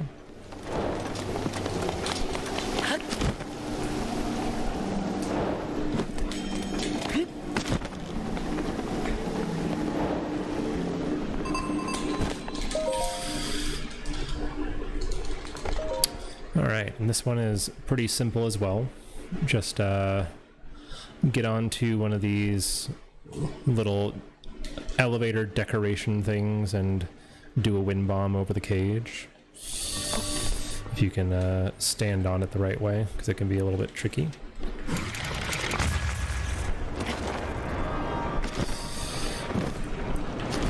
Okay.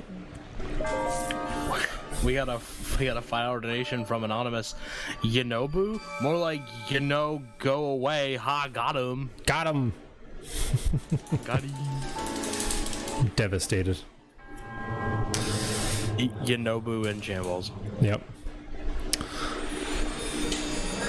So yeah, we're coming up to the last big text scene. So if there's any other reminders you want to give, now is a great time, and I can, also blather on to whatever works. Well, I just want to say that we are really close to this incentive. Less than $100 away. Get your donations in. We're coming down to the wire here. Not that much more time. We have to do the entire elephant, but don't let that, surprise you, because he can do the elephant really fast. He's a speedrunner after all. Well, I might get to it fast. Yeah, we'll see. So yeah, you got about 10, 15 minutes or so. Because it'll take me a few minutes to get through this, and then the Divine Beast, and then we'll start the escort. And the escort itself takes about 8 minutes, and I think we can hold off on the incentive until the very end. You heard it.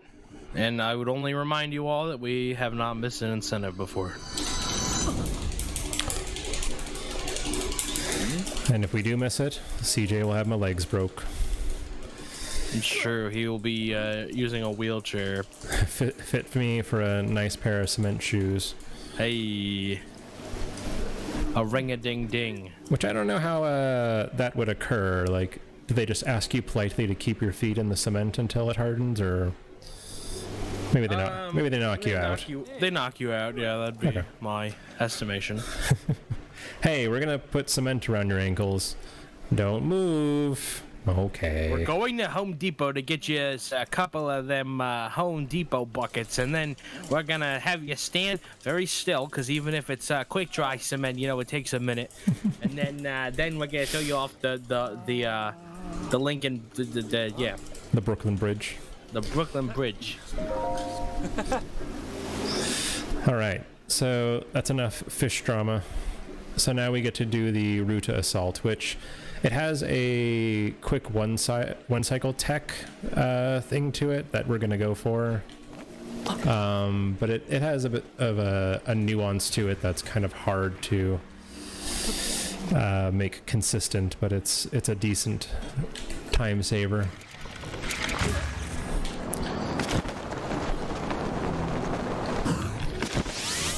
And we're gonna do our wind bombs here to get up to Prince Sidon. And this is the part where I was talking about how you need at least 20 shock arrows in your inventory. If you don't have shock arrows, the game does not let you advance to do this assault, even though you only need 4. to do this. It is hard-coded to not let you advance through unless you have those. So kind of a money and purchase requirement for this category unless there's some routing you could do to duplicate all of your shock arrows first. So what we're going to do is, if you remember this part of the game, you have to shoot out some electrical terminals up on the shoulders or the tops of the Divine Beast legs. You can actually shoot all of them from the water, but what we're going to do is we're going to shoot out one on our way toward a waterfall just as we hit the waterfall, and then take out the other three in midair. So we shoot out these blocks to make our approach, and we did not get it, and that's okay. So we just need to shoot out two, because if you do more than two, you get a weird long cycle, attack cycle. So we shoot out two and hesitate so that we can get back to a waterfall quicker. And then we can take out the other side. Really quick, we got a $70 donation from Funyuns. What? Yeah, could you please remove the cement from my ankles, please? Yes, sir. All right. Yes, sir. All right, we met it. You know what that means. We're gonna kill Yonobu. We're gonna do it. So yeah, that didn't go as well as it potentially could, but it's no big deal. It just works out that way sometimes. Now, I think that this is my favorite Divine Beast, both speedrun and casually. I like the aesthetic of it. I like the musical theme. The speedrun itself requires you to be on a cycle to get through quickly. And if you kind of make any mistakes, then it messes it up. So it's kind of fun to optimize.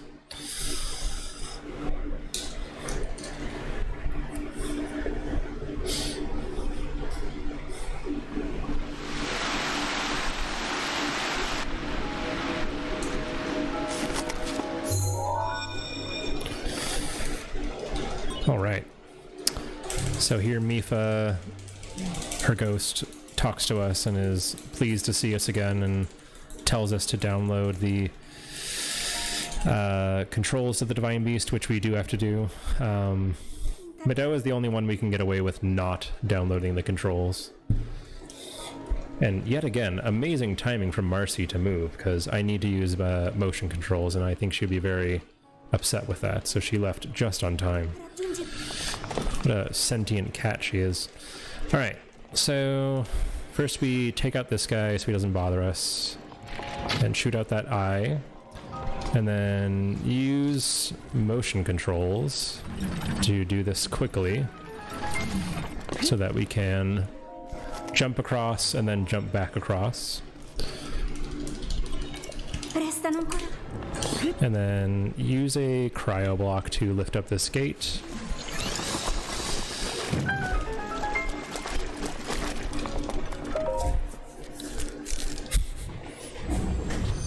All right. So this gives us access to controlling the trunk, which has water coming out of it, and that changes the orientation of the cog wheels in this Divine Beast. It affects the cycles that you get. So the moment we get control of Link again, we're going to move it all the way up to its top position. And you can get up there with gales, but because of the routing of this category now, we don't have 3 gales, so we're going to use wind bombs instead. So we wind bomb up here,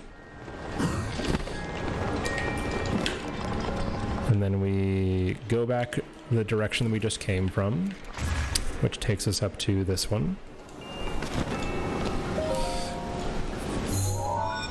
And then we're going to move the trunk into the 5th position,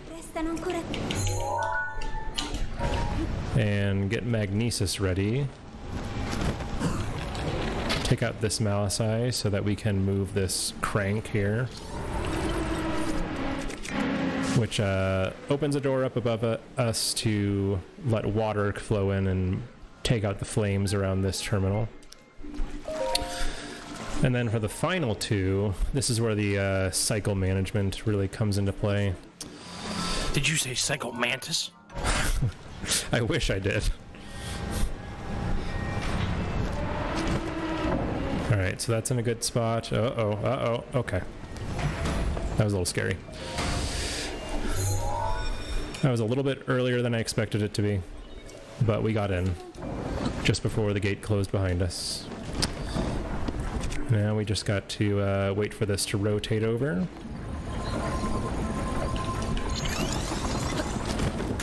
Okay. And that's our 5th one. And we're on our way to fighting Water Blight, which I think is the most annoying one to fight in this speedrun. If I had to, well, no, Wind Blight's worse. What am I talking about? And we're going to eat our attack up meal to make sure that this goes smoothly. And activate the last terminal. And the way we do this is headshot to knock him down. Then make him get up with more bomb arrows. And I don't know how I was shooting him in the face. I couldn't see a darn thing, but we got 6 headshots there with bomb arrows to send him into phase 2.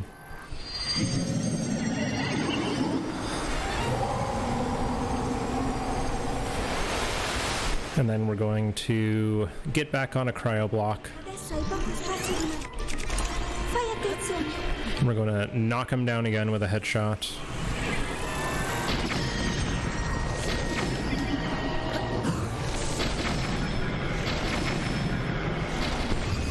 And take him out with no issue at all. Alright, so that is our Divine Beast, and now we have basically just Va Rudania left. Yeah, we'll do ice arrows.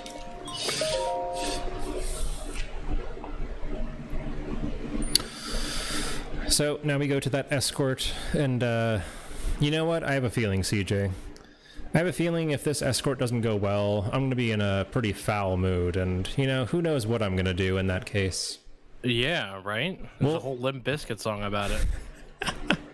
Exactly. It's going to make the riots that Limp Bizkit started at Lollapalooza or whatever, or what was it? That's from The Simpsons. Yeah. At Woodstock 99, it's going to make Woodstock 99 look like a fight with pool noodles. I'll tell you what. I'll tell you what, Bobby. My brain. This is what happens when you're raised by the television. I'm right there with you. Yeah, exactly. You just start quoting non-existent events to hundreds of people. Don't worry about it. All right, so kind of the nice thing about doing this little section right now after a boss fight is we have attack up power right now. Oh, I want to take off this shield.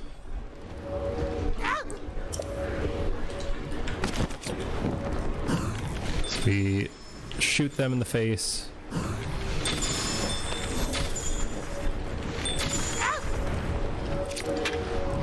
And we save Yunobo from his self? Yeah, pretty much. And then we put this down here. Oops. And we get the cannon loaded over to get him in position. He's going to have us shoot this bridge.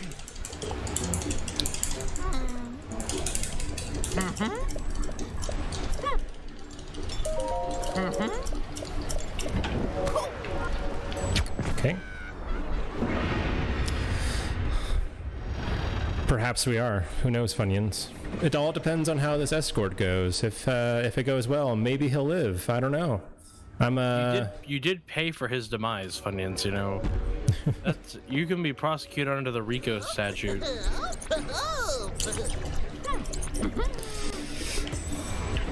All right, so just kind of a optimization of movement as I am incapable of getting over, apparently. Forget what I said about optimization. Anyway, we go into this cutscene trigger and Vah Rudania releases some fire into the sky and some watchers to come across our path. And we're gonna need a little cooperation from our friend Yunobo here, because it's him that's going to be launched out of a cannon to get over to the Divine Beast and hit him, but we also need him to not get discovered, which is his special talent, you might say.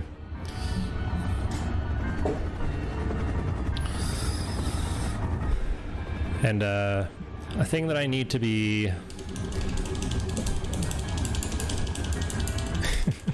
I think I need to be careful about here is not whistle sprinting, because the agreed upon cue here that we talk about is if I whistle, he will stop. So I do this kind of weapon throw pumping to get sprinting speed, but not lose as much stamina.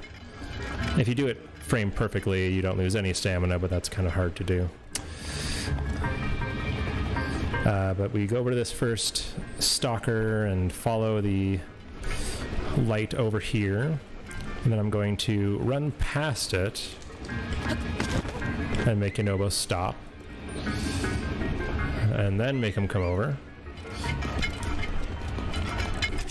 And then we're going to do a pretty clever rock launch here to take out this Guardian Stalker here. That is bad. Okay, well, never mind. I didn't release, or I didn't press B correctly, so instead of that doing what I wanted it to do, we have that issue. Oh well. It's not a big deal. But yet another reason to get me angry, you know? Just getting the blood boiling as we speak. So Yunobo takes his sweet time coming over, continuing to infuriate me.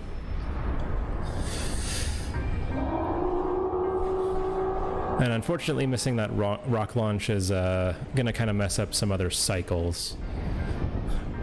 And that'll just involve a little bit more waiting for things to line up in the way that we want them to. So now we're going to climb up to the top of this little hill here where there are some metal boxes hanging out.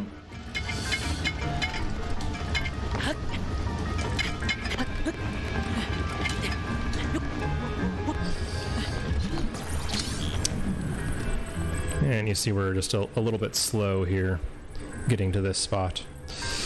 If we were able to get here a few seconds quicker, we'd be able to take that guy out like that. And then we make sure that Yunobo can see us. You can see him on the bottom of the map there. He's on his way. And then we push this block through the hole and bring up this flat piece as kind of a cover for us. And then continue pushing this block up because it's going to help us take out some moblins and other Guardian Scouts. And we just use the motion controls there to take him out.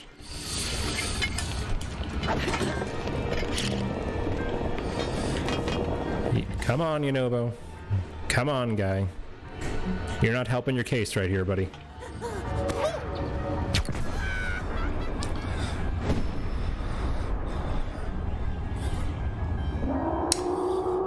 Alright, so just a few more guys to take out here.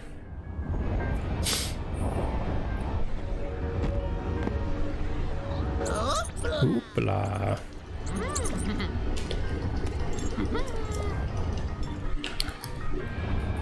Alright, now we move this block by... Oh, we killed a lizard. Sorry, lizard. We push the block as we move forward and use it to take that out.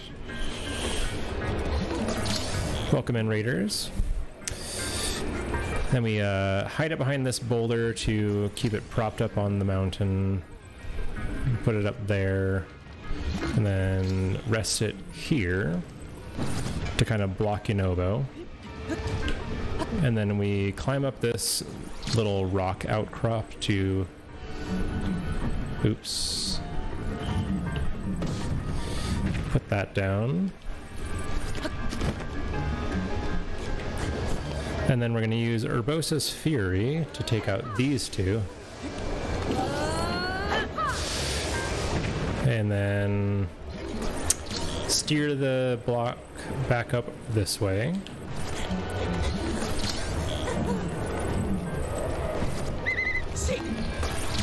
And we're going to take out these guys. Oops.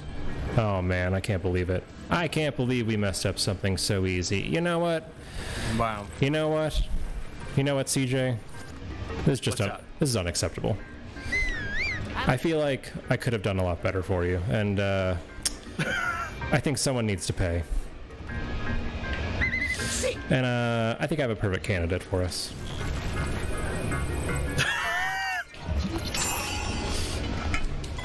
Oops.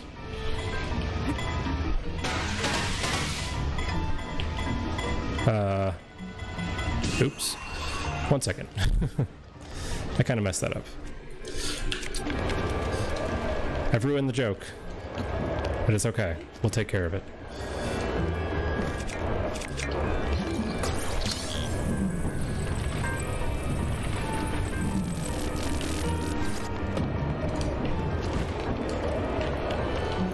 All right, let's try this again.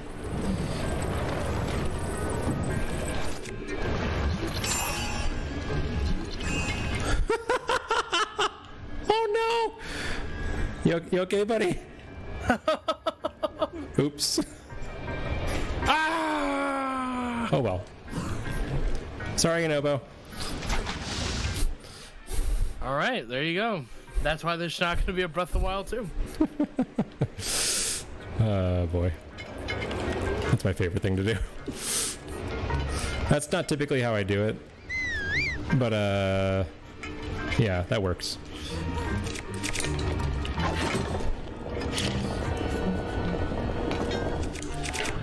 So he died for all intents and purposes.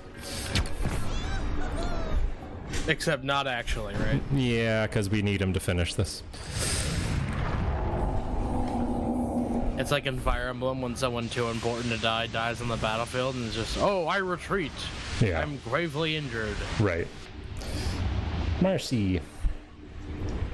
All right. So here we go into our final Divine Beast.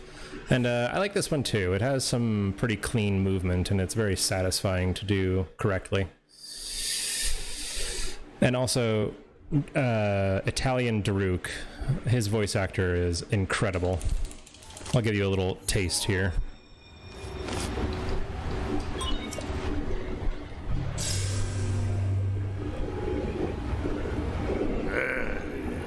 Da quanto tempo, Roccia?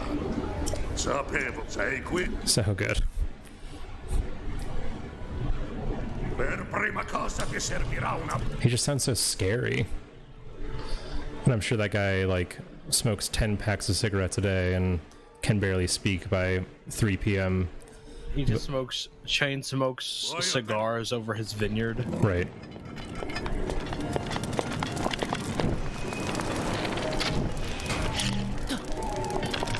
So we light a torch and we use kind of the flash of a bomb to let me see where to shoot a fire arrow through a gate, which releases a metal block for later. And we navigate our way through the dark. And this is why we have the duplex bow, because we can shoot this guy in the eye and light a torch at the same time with the function of it.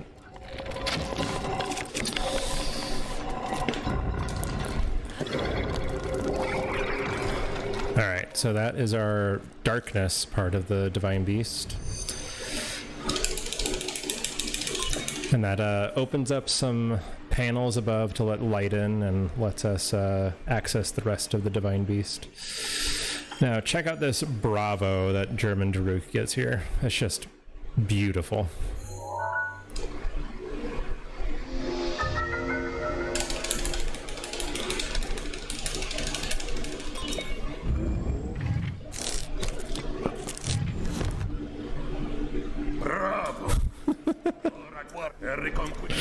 Oh my god. Bravo. Did you ever see Inglourious Bastards? I did, only once though. This where they're like, he's like, what are you? He's like, Gorlami. Grazie. Dominic the Coco. And the guy's like making them repeat their names. Yep. It's like, imagine them saying, Bravo. That's Brad Pitt's finest performance. Is a stereotypical American doing a stereotypical Italian. I thought it was the time him and his dog killed the Manson family, but you know, that works too. That was did you see that movie? I don't think I did. What is that? Once Upon a Time in Hollywood. Yeah. If you can get over the fact that Quentin Tarantino loves feet and everything old about Hollywood, you can really like that movie. I don't think anyone can quite get over how much he loves feet. Well, you know.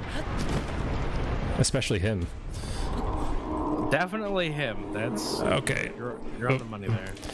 So you may have just noticed that I just crawled through that hole by crouch walking through it, which is a funny little oversight of the developers.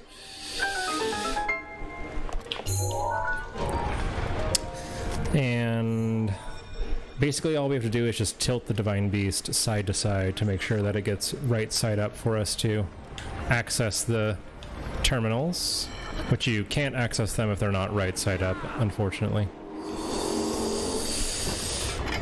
And then we head to the last one and into our Fireblight fight, which is a grand old time. Alright, let's see. I need to eat that and switch to shock arrows and the right bow.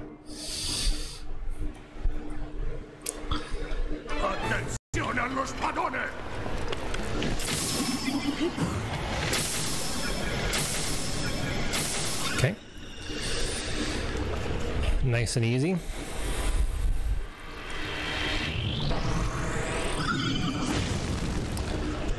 So then he builds up this very scary fire shield here, which, you know, we've never played a Zelda game before. How could we possibly address this issue? What could we do? Maybe if we just blew it up, I don't know. And we gotta damage him enough to make him stand up. Which 4 shots on that last phase is kind of uncommon, but quite alright. And that is our final 13th heart that we need to get the Master Sword. So now we head our way into the end game, which all we have to do now is do one more shrine and pick up the Master Sword. And then we go to the end of the game and finish that off. And then we're good to go.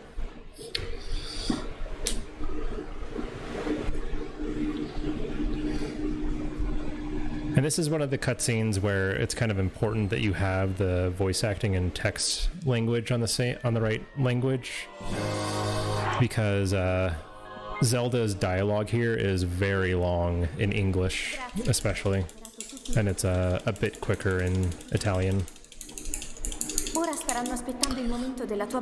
And mostly just because she speaks a lot faster.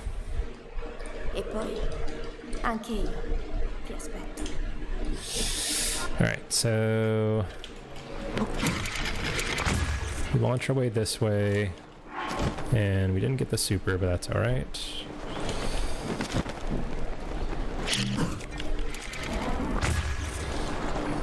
just wind bomb our way over this way. And we come down to a spot below some grass or greenish rocks here. And then we do a turn wind bomb toward the forest, which should hopefully avoid voiding out, because we're kind of going through a safe zone prescribed by the game here. There's a shrine quest there, so you're in a safe zone and can kind of just glide through, which is really nice.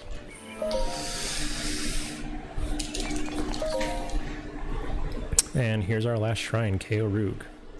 And kind of a nice thing about being able to turn in all of your spirit orbs early on in the run is we don't have this lull at the end of the run where you're just kind of mashing the A button and waiting to get through.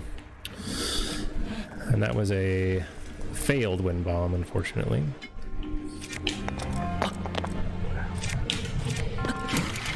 There we go. Actually, I'm gonna keep the square there. And it's very important that I have full health before I pull the Master Sword, otherwise it'll just fail. The point of it is that you have at least 13 hearts, which we do, and that will take 12 1/4, so we need full health before we pull it out.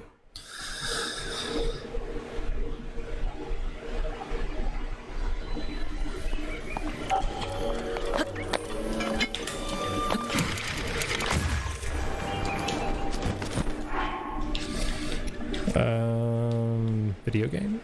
Hello? Okay. I just don't know my menuing. Alright, so we land in this cutscene. And we skip a couple cutscenes. And the Deku Tree invites us to pull the Master Sword if we feel like we have the metal to do so. And we just gotta hold A here.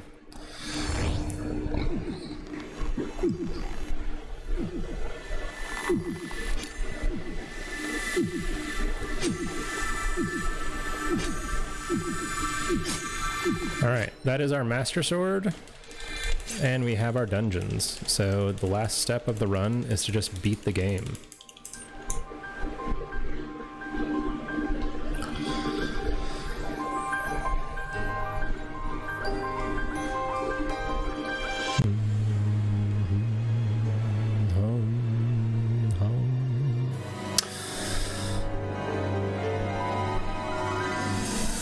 Alright, so you're probably thinking that Hyrule Castle is kind of far away. How are we going to get there? Well, the movement to get there is actually pretty smooth if we can do it correctly. Oh, I think we lost. No. Alright. Oops. Just need to climb up onto this route here. And aim a little bit to the right. Oops. We, did not go into bullet time there.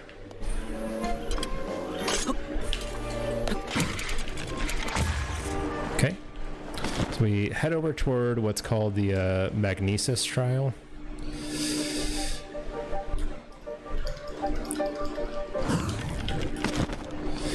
And then we try to get a fairly precise super launch, which we did.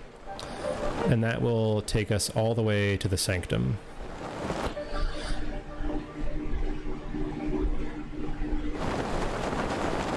Very nice. We're going a bit off target here. That's okay.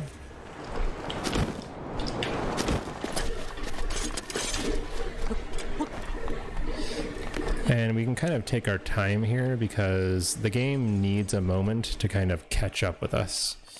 We're a little too fast sometimes, and the game isn't quite sure where we are or what it's supposed to do right now, so we're kind of weapon swapping to force the game to load the first castle arrival cutscene. And then we step into the Sanctum cutscene. And we can skip the Divine Beast and all that other stuff happening. Because the main thing we want to do is unload some bomb arrows on a spooter.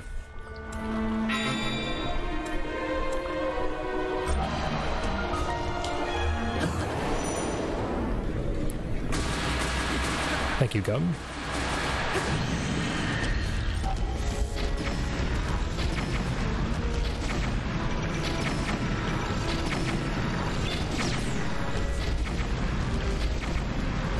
Alright, so that gets him out of first phase.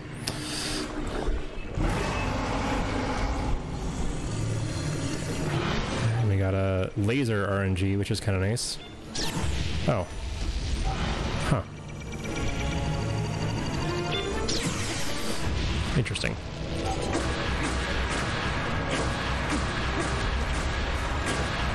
So now he is invulnerable, but if you are able to stun him, which we can with the champion's abilities, or with flurry rushes,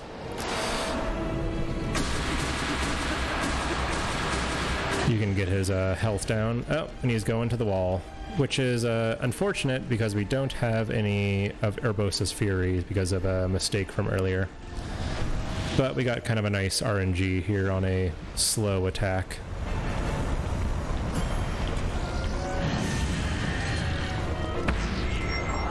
There we go. And there is your spider down. And all that's left is to take out the pig man.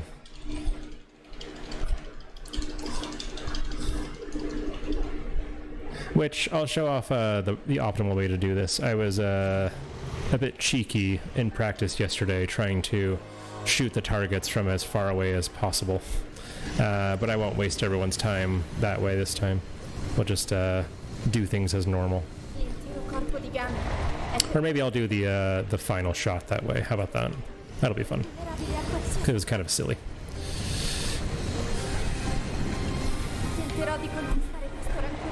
So we're just waiting for Zelda to deliver this line about looking for the points of light before we move out into the open.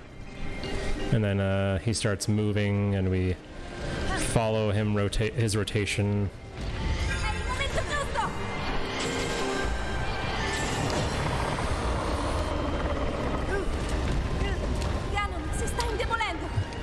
And a very important part of this game and this category on a whole is to make sure to shoot Dark Beast Ganon in the butt. It is the most important RNG manip that there is. If you don't do it, then all of your runs after this will fail. So you must shoot him in the butt. Too early. You know, they call him Mr. Pig.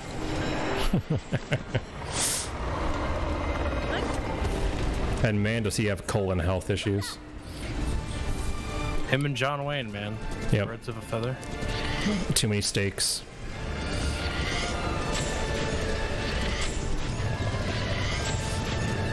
All right. So, final shot. Well, this is not the final shot. We're a little out of position here. Just want to make sure that I can actually get far away. Come on. There we go. Alright, we're going as far away as we can. We're being the meme lords that we are.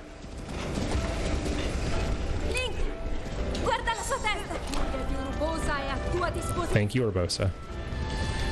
Alright, can we hit him from this far? And that is time. Alright. Alright. What time is that? 2:15-ish or something? I don't know, my timer died. Alright, well that was a great run. Thank you so much. Yeah, of course. My Plug pleasure. yourself. Where can the people find you? You can find me at twitch.tv/Orcrist_GC. The GC stands for Goblin Cleaver or Gamer Chair, whichever you want. I also got a YouTube and Twitter and all that fun stuff, and I do Breath of the Wild speedruns most exclusively. So if you enjoyed this, check out my All Shrines runs and MSD and all sorts of other stuff. So yeah, it's been an honor, CJ, as always. How many marathons is this we've done together? 6 or 7? 6 or 7, yeah. Yeah, so thanks again for having me. It's always a pleasure. You guys are always really professional and easy to work with. So thanks for everything. And thanks for all the donations, guys. Yes, thank you everybody for donating. We're going to take a quick pause from the cause. We're going to pay some bills, keep the lights out. When we'll be back, we'll be setting up for our next run, which is Chameleon Twist 2. Stay tuned.